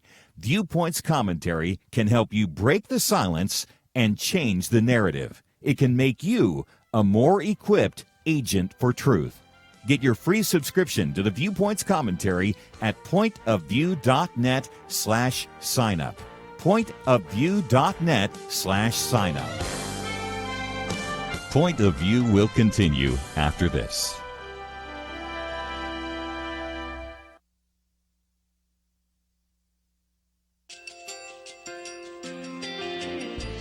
I just want to thank you so much for all the wonderful programming you have. You're just absolutely fantastic. I recently started listening to Point of View, and I really found it interesting because of the different subjects you cover. Thank you for that. I really appreciate everything that you do in keeping us informed. Thank you, Kerby, for everything that you have been doing. I appreciate all the work that you're doing, advocating for the Word of God. Thank you so much. Point of view, I think, is absolutely necessary because it's a Christian perspective, a biblical worldview perspective, and receive very current, up-to-date information about what is really going on, week to week in our culture, which is changing so rapidly, and yet it's morally sliding backwards. Yeah, I'm just, first of all, I thank you guys. Y'all's program is wonderful, and enjoy it every day. I learn so much every time I listen to it. Point of View Radio Talk Show.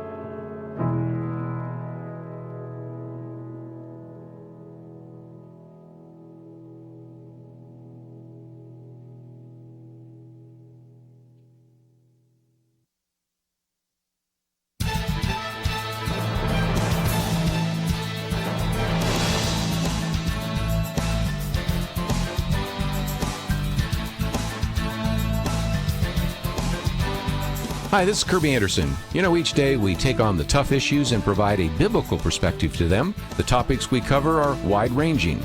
Apologetics, theology, prophecy, creation and evolution, intelligent design, marriage, family, child-rearing, the millennial generation, friends and society, politics, economics, business, religious liberty, the Constitution, public policy, foreign policy, military policy, tensions in the Middle East, abortion, homosexuality, pornography, sexual ethics, media, technology, history, and America's godly heritage.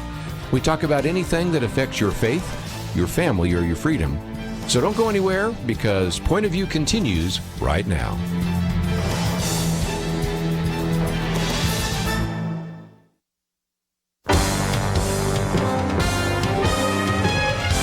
Across America, live. This is Point of View.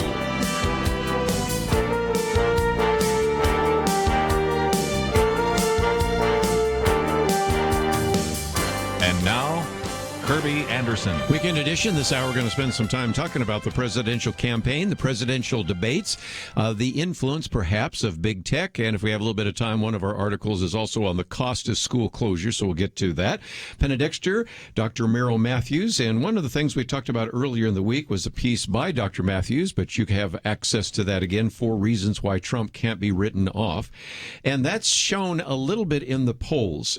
If you do the Rasmussen polls, which we like to use oftentimes, just a week ago, Joe Biden was ahead 48% to Donald Trump's 42%.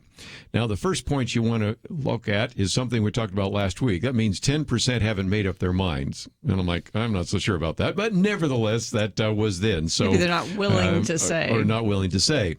This now, most recent poll, 48% to 45%. So already you see that there is sort of a upper ceiling there for Joe Biden. And Donald Trump seems to be rising. Now you still have about 7% undecided. Does that mean anything? Not really, because we don't elect people on the popular vote. We elect them on the electoral vote. And so if you look at the individual ones, Donald Trump is way ahead in Texas and Utah. Joe Biden is ahead in Maine and, interesting enough, in Michigan, which was one of the states that certainly Donald Trump need to win. But nevertheless, Dr. Merrill Matthews, let me come to you, because you've got 4, I think, powerful reasons why at this point we shouldn't just say, okay, we'll just phone it in, because after all, Joe Biden will be the next president of the United States. Right. Yeah. I was hearing so many people who would say, I voted for Trump last time. I want him to win, but he just doesn't. I'm just dejected because he doesn't have a chance. This thing's already over. And I thought, it's really not over. People were saying that at this time in August of 2016. It was with similar numbers, like I just mentioned. Exactly right. So I put together some things for people to think about. One is peaking, and in politics, candidates can peak, and they can peak too early, like runners can end up peaking too early. And nobody accuses Donald Trump of having peaked yet. No. It would not surprise me if Joe Biden isn't peaking now. Once they pull him out of the basement, I'm not sure that he's going to be as popular as when they kept him sheltered in the basement and sort of scripted the things he was doing. But we'll see. But Donald Trump has tended, at least in the last one, he peaked in the last couple of weeks before the election. He started a little bit of a surge, and that just enough to squeak by in 3 major states, which he was able to flip from what was typically vote blue. I mentioned the law and order thing. I think this Democrats are writing about.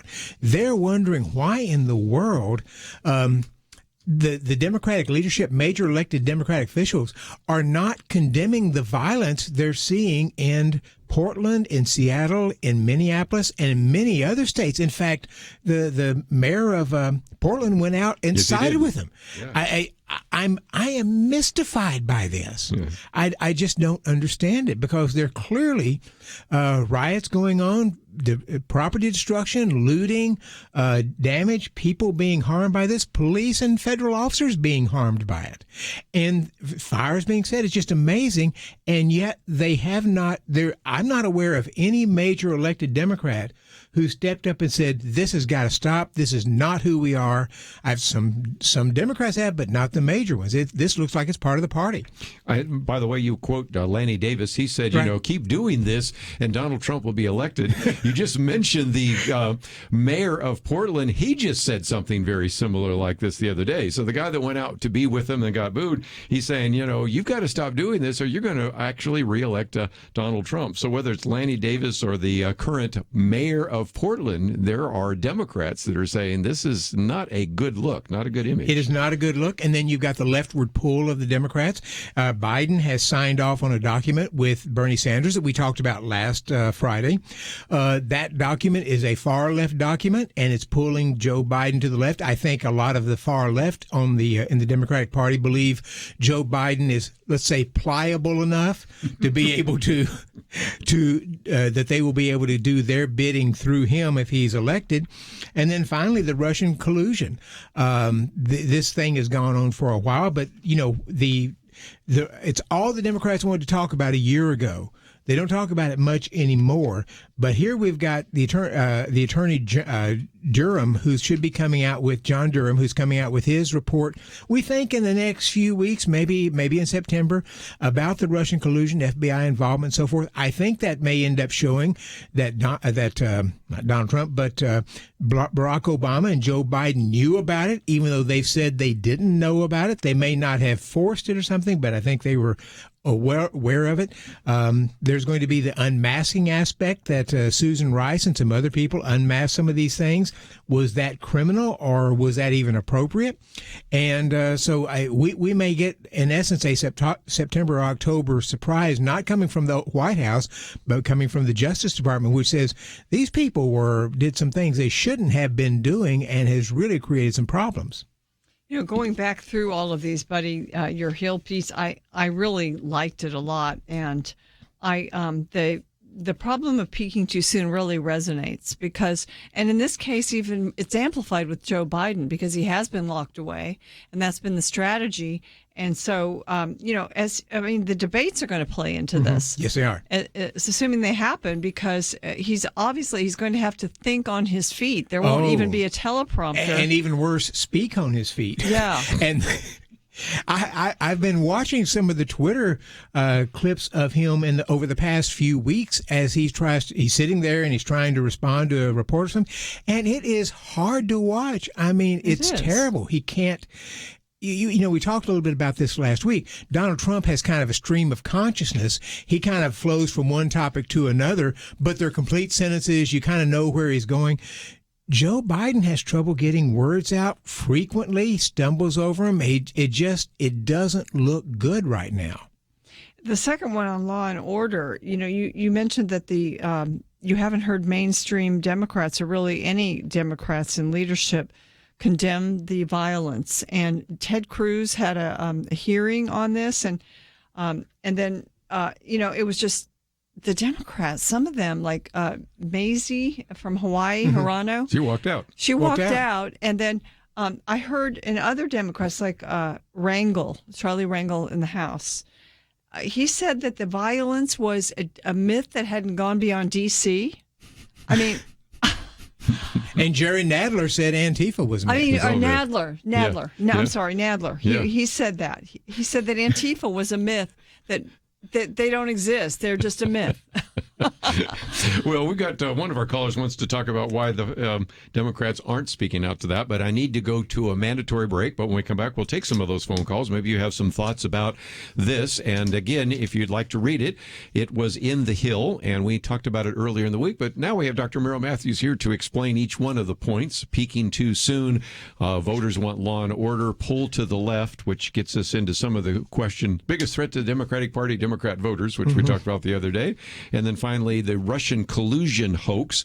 Sally Yates had a few things to talk about that in regard to this week. Yes, so we'll get into that as well.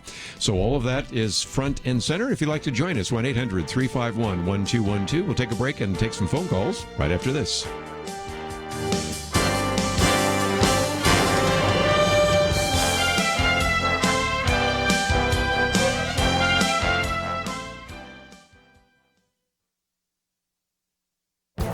This is Viewpoints with Kerby Anderson. On the campaign trail and in university classrooms, capitalism and the free market are under attack. Defenders of the free market system make a convincing case for the economic benefits of capitalism. Adam Smith, for example, emphasized its efficiency, but said little about its morality. That's a bit strange, given that he was a professor of moral philosophy. So when defenders of capitalism ignore the moral issue, it allows socialists like Bernie Sanders and Alexandria Ocasio-Cortez to criticize the injustice of capitalism. Dinesh D'Souza, in his book United States of Socialism, doesn't ignore the issue of justice, but actually embraces it. Capitalism, he says, far more than socialism, reflects the will of the people and expresses democratic consent. A consumer is like a voter. As a citizen, we get to vote in an election every 2 to 4 years, but a consumer gets to vote every day with his or her dollar bills. That money represents the time and effort put in to get those dollar bills. Citizens participate in a system of representative democracy where their views are filtered through politicians who represent them. But a consumer votes in a system of direct democracy. You can choose Coke or New Coke or Pepsi or Dr. Pepper. You can choose Fox over MSNBC and prefer an iPhone over another cell phone. You exercise your preferences by paying for it yourself. The free market provides you a level of political participation and democratic consent that politics can never provide. You get to vote every day with your dollars and send economic signals to people and companies providing goods and services. Essentially, capitalism, like democracy, is a clear form of social justice. I'm Kerby Anderson, and that's my point of view. For a free copy of Kerby's booklet, A Biblical View on Socialism, go to viewpoints.info/socialism. That's viewpoints.info/socialism.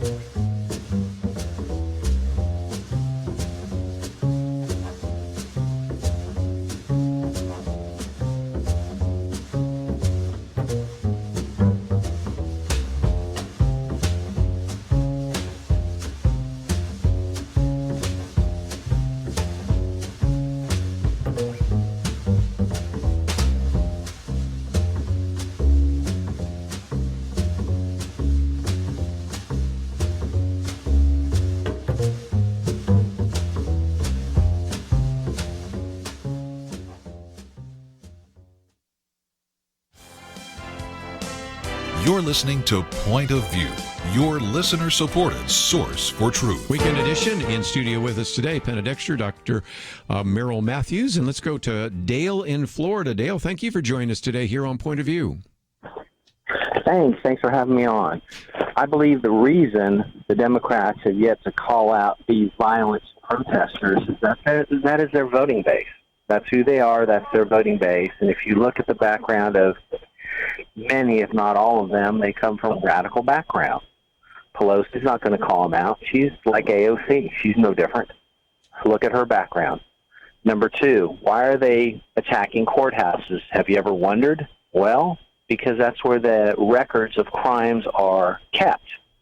Past, present, and future court trials. They're not stupid. Number three, we have an ever-increasing number of non-thinkers in this country. The public school system. Bingo. Yeah, when they're tearing down statues of abolitionists and former slaves, you know that this is a level of illiteracy that you probably have never experienced in your lifetime. So go ahead. And who's the other fellow they've got to tear anything down about him? Goodness gracious, I can't recall his name. Hollins? Senator Hollins, I believe that was his name. Uh-huh. Wasn't he a Klan member? And then I have friends who live in South Carolina, and they've lionized him as if he's a great civil rights activist. It's Robert Byrd from West Virginia. Yeah. That's who it was, Robert Byrd. I'm sorry for Yeah. West Virginia. Ernest Yeah, but Park. there's a good example. Yeah. I mean, he was part of the KKK, I should say. And as a result, I mean, to this day, you cannot really drive anywhere in West Virginia without seeing a Robert Byrd something. Oh, yeah. He was head of the finance committee for a while, and so half the state is named after him.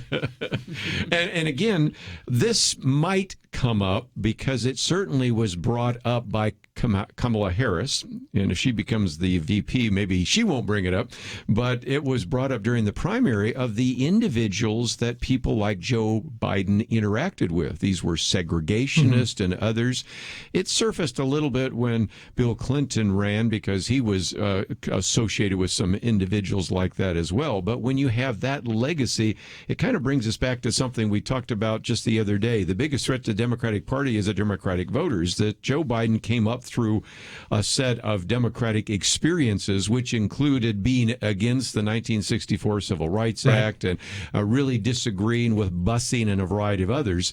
The more younger candidates went through what they call the eye of the needle primary system, where everybody had to be very woke in order to do so. So he's kind of the last of a breed, but it could show up again, and maybe even showed up the other day in one of the interviews, don't you think? It's amazing because the point is that historically the Democrats were the pro-slavery and anti-civil rights party. It was the Republicans who were pushing it, even to the point that after the Civil War they called them the radical Republicans because they were trying so hard to create a certain amount of equality there. But that has changed now, and it's amazing. Dale, you're in Florida. You're a critical state. Trump cannot win without your state. What are you seeing there in Florida? I'm concerned because of the number of people who've moved here recently who are from blue states. Yes. And if you go back to the 70s, when you drew maps of the elections, we were the blue states and the Democrats were the red states, but they switched it. You know, it's interesting. I did a piece in The Hill back in January where I talked about the blue state exodus of people who were leaving blue states to go to red states in order to get lower taxes, safer living, lower cost of living, that type of thing. And you have to recognize that some of those are going to be blue leaning people who don't understand that the reason they can't afford to live in California and other places is that. And Texas was the primary destination, but I think Florida was either number 2 or 3 on that list. And Florida's got other reasons to move there, like the beaches. Texas, you've got to kind of be a conservative to want to come here. I actually mentioned in there, I can't remember the number. We've got like 300 or 400 miles of beach in Texas, remember. It's not the same. It's not the same, but we do have beaches in Texas. And some of the most recent polls have Biden at 50% in Florida. So if indeed that is the case, it's one thing to be at 48%, like we talked about nationwide. But right now, this is a challenge. How indeed Donald Trump does in Michigan and Florida are going to be really important, right? Well, it's also a demographic issue too. Numbers will eventually overwhelm us over the next 5 to 10 years, and there will be nothing we can eventually do about it, which is very unfortunate. You know, that may be the case. I've been less convinced of that over time because so many people who are immigrants, especially Hispanics, after they've been here a year or two, a generation or two, they tend to get much more conservative than they had been for that first generation coming in. And of course, in Florida, you've got the Cuban-based Hispanics, which tend to be very, very conservative. And Ted Cruz pointed out something on this program in the past, you know, when he had a fairly close run with Beto O'Rourke. Everybody remember Beto? Yeah. Okay. And but he pointed out that when they were saying people coming from California to Texas were bringing their blue state philosophy, what they found is just the opposite. Right. People were coming because they had had enough of California, and they actually were more likely to vote Republican, more likely to vote conservative. So sometimes it's a mixed bag. But, okay, we've got a few minutes, and I want to get to this other issue. Penna, Dexter, we have this piece by Byron York. We have 3 debates. They've talked about a 4th. I don't think it's happening. 1 in September, 2 in October. But what about this? Will we have the debate, and why all the talk of canceling the debates? Well, I think a lot of people kind of have that figured out, and that is many Democrats don't think that Joe Biden will be able to hold his own, perform well against Donald Trump in the debates, and that it will hurt him. that he's better off sort of hiding. They've been hiding him, and it seems to have been working well so far. Can't we do that all the way up to the election? There are 3 debates. The first one is supposed to be September 29th in Ohio, in Cleveland. Second will be October 15th in Miami, and the third at Belmont University in Nashville, October 22nd. These debates have been taking place since 1960 with the Nixon-Kennedy debates. They become a tradition, and it's almost sacrilegious now to say that you would cancel the debates. I think that if they did try to do it, as much as maybe hiding Joe Biden would work in his favor, it probably would also hurt him that he would not step up and participate. I think that might even be worse for him. But Joe Lockhart, who's one former Clinton White House, he was the press spokesman under Clinton. He thinks that Biden could still lose, and that he has made so many that Trump is. He's telling Biden that Trump has made so many false statements that it would be a fool's errand to enter the ring with someone who can't follow the rules or the truth. To me, that sounds like an excuse. I think the real reason is the cognitive abilities of Joe Biden. So, and then another person from the left, a veteran journalist, Elizabeth Drew, proposed eliminating all general election debates, that they become irrelevant. I think they're one of the most relevant things you can have, because you find out, first of all, how they handle themselves spontaneously without having a script written for them. And, you can kind of find out what they truly think about certain things. And you can just get a president needs some communication skills. So you get a picture of that, their demeanor, a lot of things. The American people, sometimes they have never seen a candidate until they see the debates, because they're not that politically aware. And a person who is not good at catching the facts or the exact numbers and so forth, if you're a debater, that's the person you want to go against if you're sharp and you know your stuff. Yeah. Because when the person makes that mistake, then you can call them out and then point that out. Thomas Friedman had an interesting thing that, was that there? Biden should withdraw with the debates unless Trump agrees to 2 things: release his tax returns and endorse a real-time fact-checking team. What does that have to do with anything? I don't know. I don't know, but Can it apply to Biden as well? Yeah. That's where I think because it's just, and we need to take a break. When we come back, I don't want to overdo this. You feel sorry, because I've had individuals that have had dementia or Alzheimer's that yeah, but they're not running for president. And you just you got to be enough critical to say this is an issue, and you almost feel sorry to bring it up, but it is becoming very obvious. And even this week there have been a couple of gaffes that have just generated even more questions about Joe Biden. So we'll come back and talk about some of that. And if you have some comments, should we have debates? Do you want to see the debates? Do you think somebody should participate? What about this presidential campaign? Those are some issues on the table, and we haven't even gotten to the impact that the big tech companies might have on that particular issue. And we might also mention that at IPI, you've got some conversation taking place in the future on that regard. So we'll promote that as well. So let's take a break. And if you'd like to join us, that number is 1-800-351-1212, final half hour. And we'd love to hear your comments as we talk about this presidential campaign unfolding. You might say, why are you talking about it now? Because a week from Monday is the Democratic National Convention. 2 weeks from Monday, the Republican National Convention. We'll be right back. Having civil conversations about important issues seems to be harder and harder. Various media outlets tell people what they should believe, why they should be outraged, and getting people to actually think, well, it can be difficult. Whether it's the gospel, tax issues, social policy, or just about anything else, you need to have solid information and clear thinking to address the hard issues. You need God's truth applied. And that's what you get in less than 2 minutes with Point of View's Viewpoints Commentary, a daily resource to help you be informed and think through the things we need to be talking about. It is free and will arrive in your inbox each day when you visit pointofview.net/signup.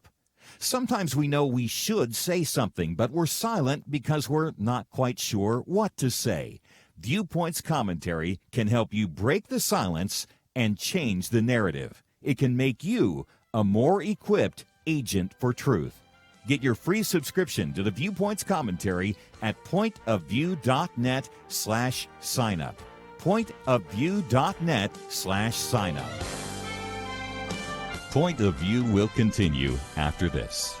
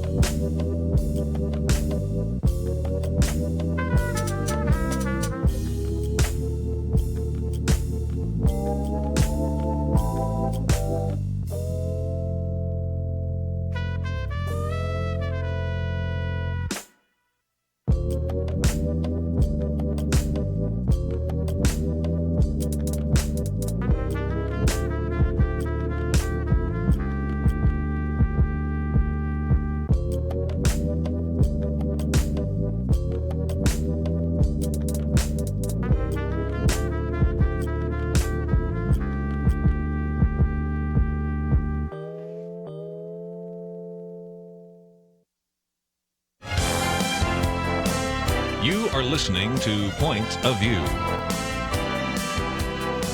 The opinions expressed on Point of View do not necessarily reflect the views of the management or staff of this station. And now, here again is Kerby Anderson. Final half hour, if you'd like to join our conversation, 1-800-351-1212. Penna, Dexter, Dr. Merrill Matthews, and we'll head up to New Hampshire, WSEW. Vinny, thank you for joining us today here on Point of View. Yeah, thanks for taking my call. I just have a question for you. I've been wondering about this for a little while, but it seems to me that in the last couple of months, Joe Biden's mental state has declined. If it continues to decline and it becomes painfully obvious that Joe Biden would not be able to beat Donald Trump in the upcoming presidential election, would it be possible, or what would be involved in the Democrats putting forth a different candidate? Is it too late for them to even try to do that? You know, Vinny, it's very interesting because I've actually had a couple of people come up to me and say, I'm convinced that that come the convention, they're going to switch to somebody else, and wondered what my thought was. And I said, I think it's going to be very hard to do that simply because you have rules in place as to how the Democratic nominee, and this is true of the Republican Party as well, is going to gain the nomination. And Joe Biden has gone through that process and got it. So you could have, I believe it's fair to say that the Democratic Party could come together and say the leading people there and make some changes to the rules and therefore do something which could deny him the nomination. But as Kerby mentioned to us just a minute ago, the second person was Bernie Sanders. and if you're not going to give it to Joe Biden, does that mean it goes to Bernie Sanders? And that would be, if they gave it to Bernie Sanders, you would make some people happy, but you'd make an awful lot of moderately leaning left Democrats upset. If you didn't give it to Bernie Sanders, I think you would lose an awful lot of the Bernie people. So they're in a tough situation right now. And again, the reason for that, 2 words, George McGovern. And that is that there used to be a time when the party leaders would determine who the candidate would be. Let's, since I'm the old guy around the table, go all the way back to 1960.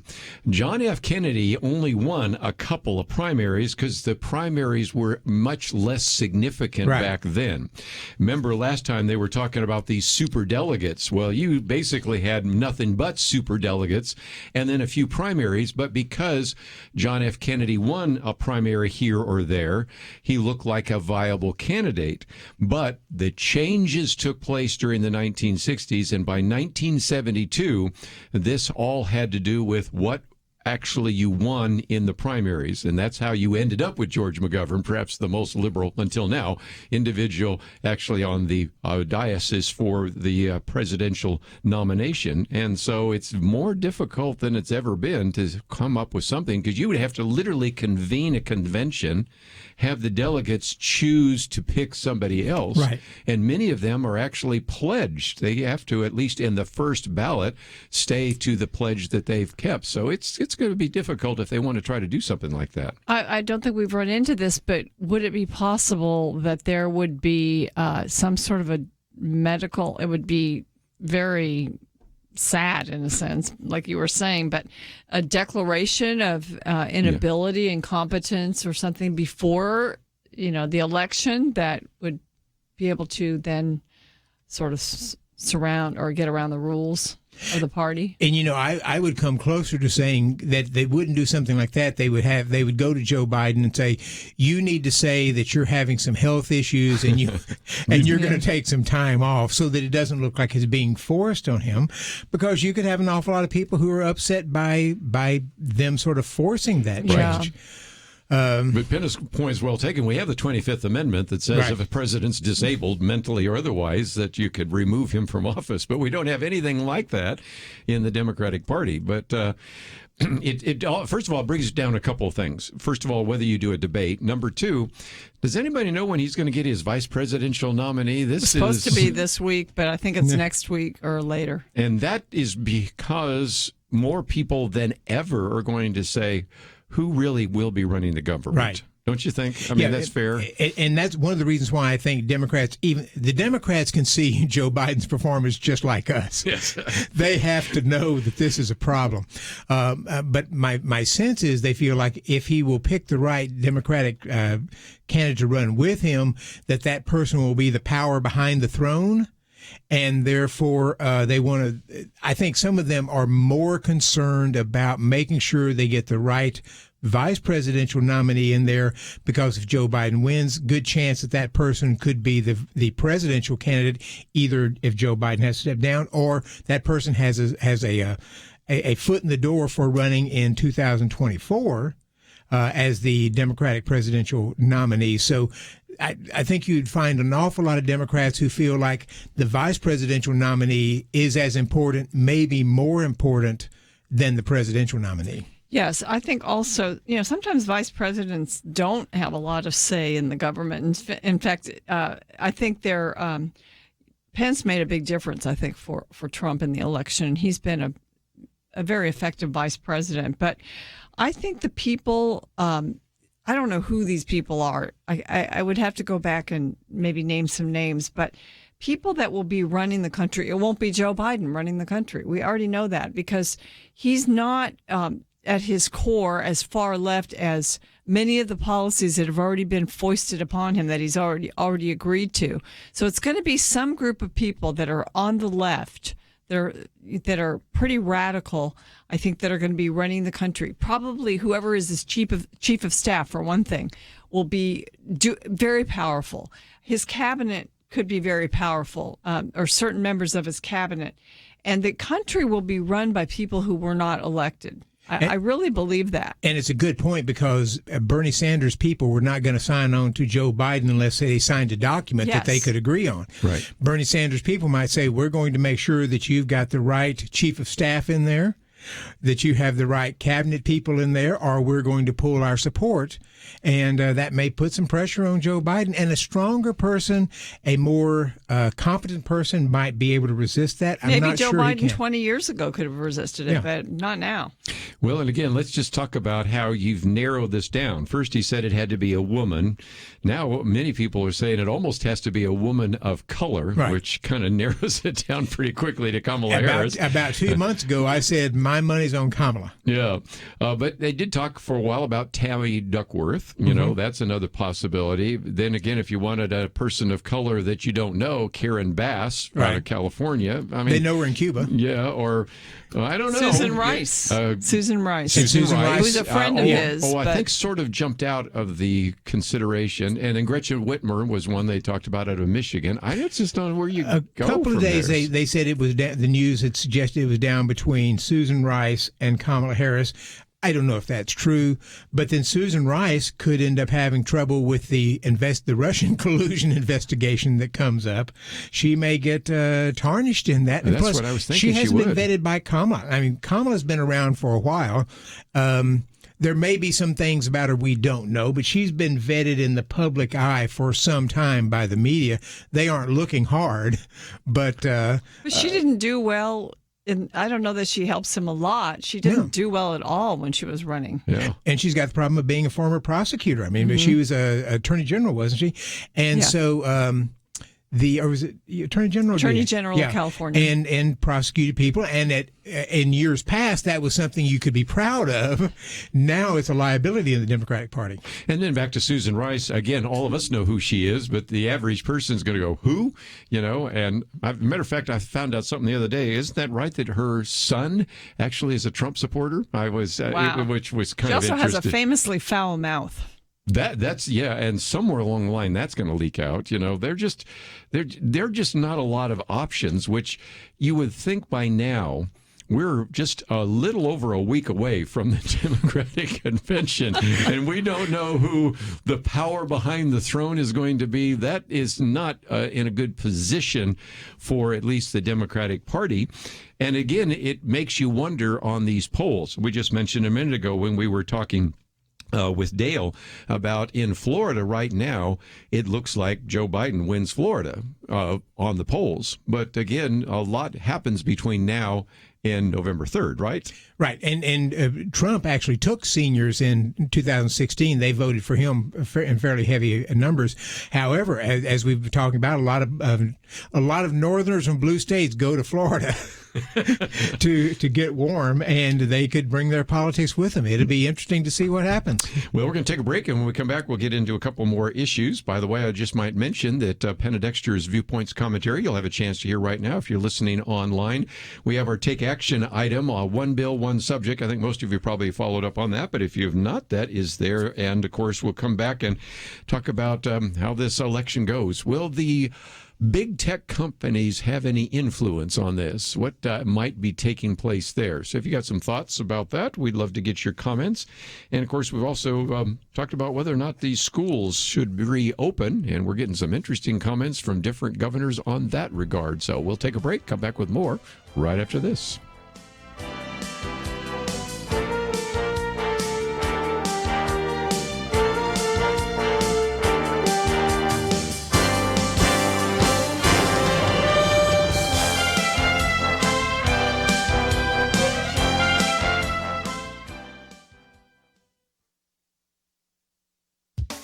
According to the Wall Street Journal, there are nearly 60 million pre-kindergarten, elementary, middle, and high school students in the U.S. And with online learning a poor substitute for actual time in school, many of their educations risk being diminished. Many parents are determined not to let that happen. But in single-parent households and homes where both parents work, it's not going to be easy. 3 economists from Northwestern University surveyed working parents in May and June and found that many of them put into place arrangements that won't be sustainable through all of the fall. Keeping kids learning online will be harder, they say, because parents who weren't at work as a result of lockdowns have returned to their jobs by now. The journal's analysis, titled Schools at Home, So Long Career, included research by several economists showing that parents will be forced to leave jobs and reduce hours and incomes due to school closures. But some parents are finding creative solutions which could perhaps spawn permanent reform. All over the country, parents are organizing pandemic pods. The Heritage Foundation's Lindsay Burke applauds this innovation, in which parents team up with other families in their neighborhoods or social circles to hire teachers for their children. Sometimes parents do the teaching or facilitate online classes, but teachers willing to co-quarantine with a group of kids are in demand these days. Classes take place in homes, in rented studio apartments, in storefronts, even outdoors. A Berkeley, California family set up a 24-foot round geodesic polyhedron in their backyard, where 6 kindergartners will participate in online school. The family's Airstream trailer sits nearby and will serve as the school's administrative office. They call it a dome school. The Washington Post describes these arrangements as a 2020 version of the one-room schoolhouse, privately funded.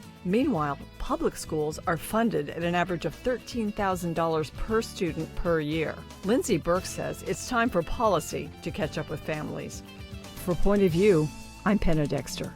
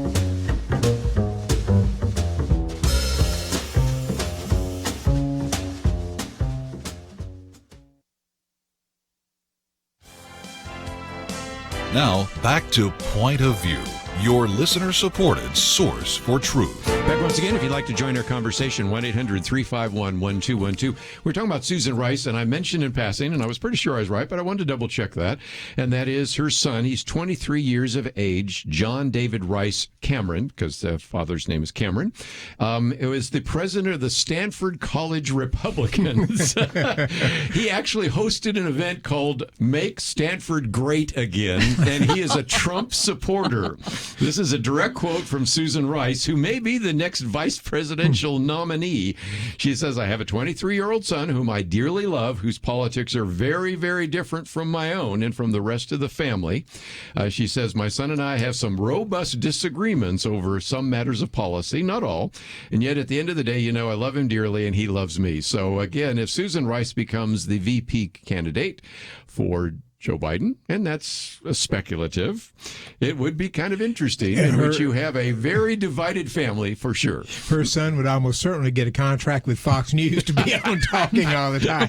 And just imagine if he showed up at a campaign rally with a MAGA hat on, just for the fun of it. I don't know, but Well, the Democratic convention is going to be the week before. If Susan Rice is named, David may get a quick call and say, "You want to speak?" Yeah, you want to speak at the Republican convention. Now, again, we're just speculating, but you're really down to a couple of people. Susan Rice, as we mentioned. Mm-hmm. I had heard Tammy Duckworth, but most of you around the table have eliminated that one. So it's either that, Kamala Harris or Susan Rice. And let's leave open the possibility for an unexpected nominee. Can Sarah Palin come to mind, or a few others that maybe you didn't see coming? Dan Quayle. I mean, sometimes these VPs, but this may be the most consequential VP candidate ever, don't you think? Yes, I do think so. And he's made promises. I mean, the fact that first he said a woman, and then he said it would be an African American, or it very well could be. So, and then with what's happened in the country with regard to racism, if he nominated Elizabeth Warren or somebody, Amy Klobuchar or somebody like that, mm-hmm. I think that would be volatile. Especially after his comments this week, Yeah. Again, I don't want to overplay this, but when you say that basically black African Americans are monolithic, he didn't use that word, although he came back and said, no, I didn't mean monolithic, but they pretty much all agree.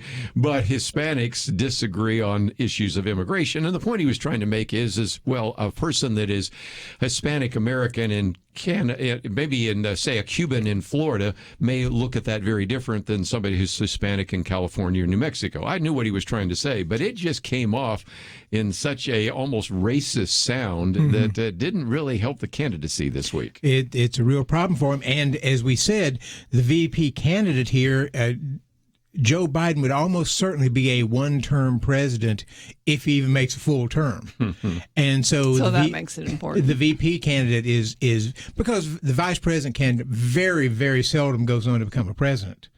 And so this case that you have what looks like a stronger possibility that the VP candidate could go on to be the president, either by running in 2024 and having kind of a shoe in the door for having already been in part of the office, but also because that person may be a much stronger advisor and may control more things in a Biden administration than we'd normally think a vice president would.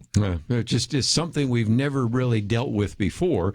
And again, you have to wonder whether or not even getting to the goal line here, because as we pointed out last week, Dan Bongino, he was talking to people in the Democratic Party, leaders that are saying Joe Biden has gone past the point of no return. Mm-hmm. In other words, what you're seeing right now is the best. This is not the worst. This is not Joe Biden on a bad day. This is Joe Biden with lots of rest, lots of preparation, lots of notes in front of him, and a favorable series of questions, which he may even know the questions before they actually give them on the air.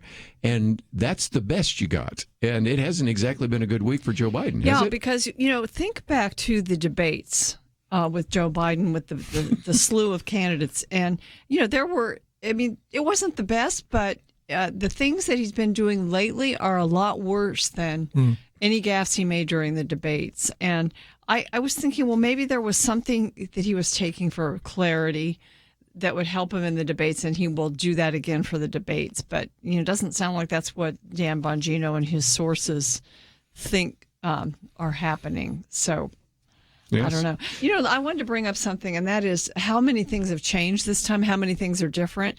For instance, the vice presidential pick is very different. The conventions are going to be virtual, so that's very different. Another thing that's different is the ground game, which is usually very, very important. Knocking on doors, and Trump has a great ground game. Biden doesn't have a ground game. They've done like a million doors so far, yes, hasn't he? They are definitely emphasizing the ground game. And the Trump campaign has said we're not doing the ground game because of COVID. We don't You think mean the Biden campaign? the Biden campaign, because of COVID, they're not even doing it, and they say that people don't want you to come to their door, and so they're making that calculation. So that's a risky calculation. Trump also outraised Biden in July, so that's different because Biden was outraising. So 165 million, Biden 140 million, so by $25 million. So there's just a lot that's different, and plus the mail-in balloting push is different. So it's a very different election. Trump is in his element when he's able to be out campaigning. That's what he loves to do, being in front of the crowd and hearing them cheer him on. And I'm not sure we're going to get, we may get a few of those, but I'm not sure we're going to get many of them. Right. And that's what I think sort of energizes him and feels like he's pushing him forward. Yeah. Well, one other change is that we may not have an election night. We might have an election week. I quoted this yesterday. This was in New York Times, and Ari Fleischer's talked about this. And, of course, he's more on the conservative side. He was one of the press secretaries for George W. Bush. But Ben Smith, certainly on the other side of the aisle, and he says, you even got Mark Zuckerberg, chief executive officer for Facebook, saying he's now trying to get his site ready and get people ready for the fact that there's a high likelihood that it takes days or weeks to count this, and there's nothing wrong or illegitimate about this. That unless, as they said, Florida is won by such a large margin by Joe Biden, or that there is maybe one of those situations in Pennsylvania, Michigan, Wisconsin. He says you could basically have a situation in which you have 100% of the precincts reporting in Pennsylvania and Michigan and still not know who won because you have thousands, maybe tens of thousands of mail-in ballots sitting in a warehouse still necessary to be counted. And both sides learned their lesson in 2000, the election in 2000, where the Chads in Florida became an issue. They've geared up their attorneys and they're ready to go. So if this does happen, you'll have the attorneys jump in there, and they'll only make it worse. But it will likely prolong it even more because you have people saying, no, that's not right. I've challenged what you're saying here. We're going to take this to court. And then they said, well, maybe they resolve it in Congress. And he comes up with the fact that maybe the House would name Mr. Biden president, the Senate and the White House stuck with Mr. Trump. And at that point, we really have a situation we've never encountered here in the United States. Welcome to this odd year of 2020, huh? Well, anyway, thank you both for being here. Penna, you're going to be sitting in this chair on Tuesday, and Dr. Merrill Matthews will get you back in this chair as well because we benefit from that. If you'd like to know more about the Institute for Policy Innovation, it's ipi.org, and you've got a very good series coming up here on, the 26 words that created the Internet, so they can find out more about that seminar. Right. Be talking about Section 230 of the Internet. Well, so again, lots of great material. It's on our website, pointofview.net. Want to thank Andrew and Steve for their help behind the scenes. Have a great weekend. We'll see you back here on Monday, right here on Point of View. We live in a digital generation. Point of View is reaching this often overly plugged-in generation with truth. You can keep up with us 24 hours a day using your phone, your tablet, your laptop, or your desktop. Search for the Point of View Radio Talk Show on Facebook, where you can keep up with today's issues, learn about current and upcoming guests by liking us on Facebook. Also, follow us on Twitter. Our handle is @PointOfViewRTS. That stands for Point of View Radio Talk Show. Learn, interact, make a difference with Point of View using new media. And here's one way you can make a big difference. Help us increase our reach by spreading the word among your friends. Share a Facebook post. Tag us in a tweet. With enough joining us to plant seeds, we'll see a tremendous harvest. Come on, it only takes a minute. Search for Point of View Radio Talk Show on Facebook, @PointOfViewRTS on Twitter, and subscribe to the Point of View Radio Talk Show channel on YouTube. Learn, interact, share. The Point of View Radio Talk Show. Point of View is produced by Point of View Ministries.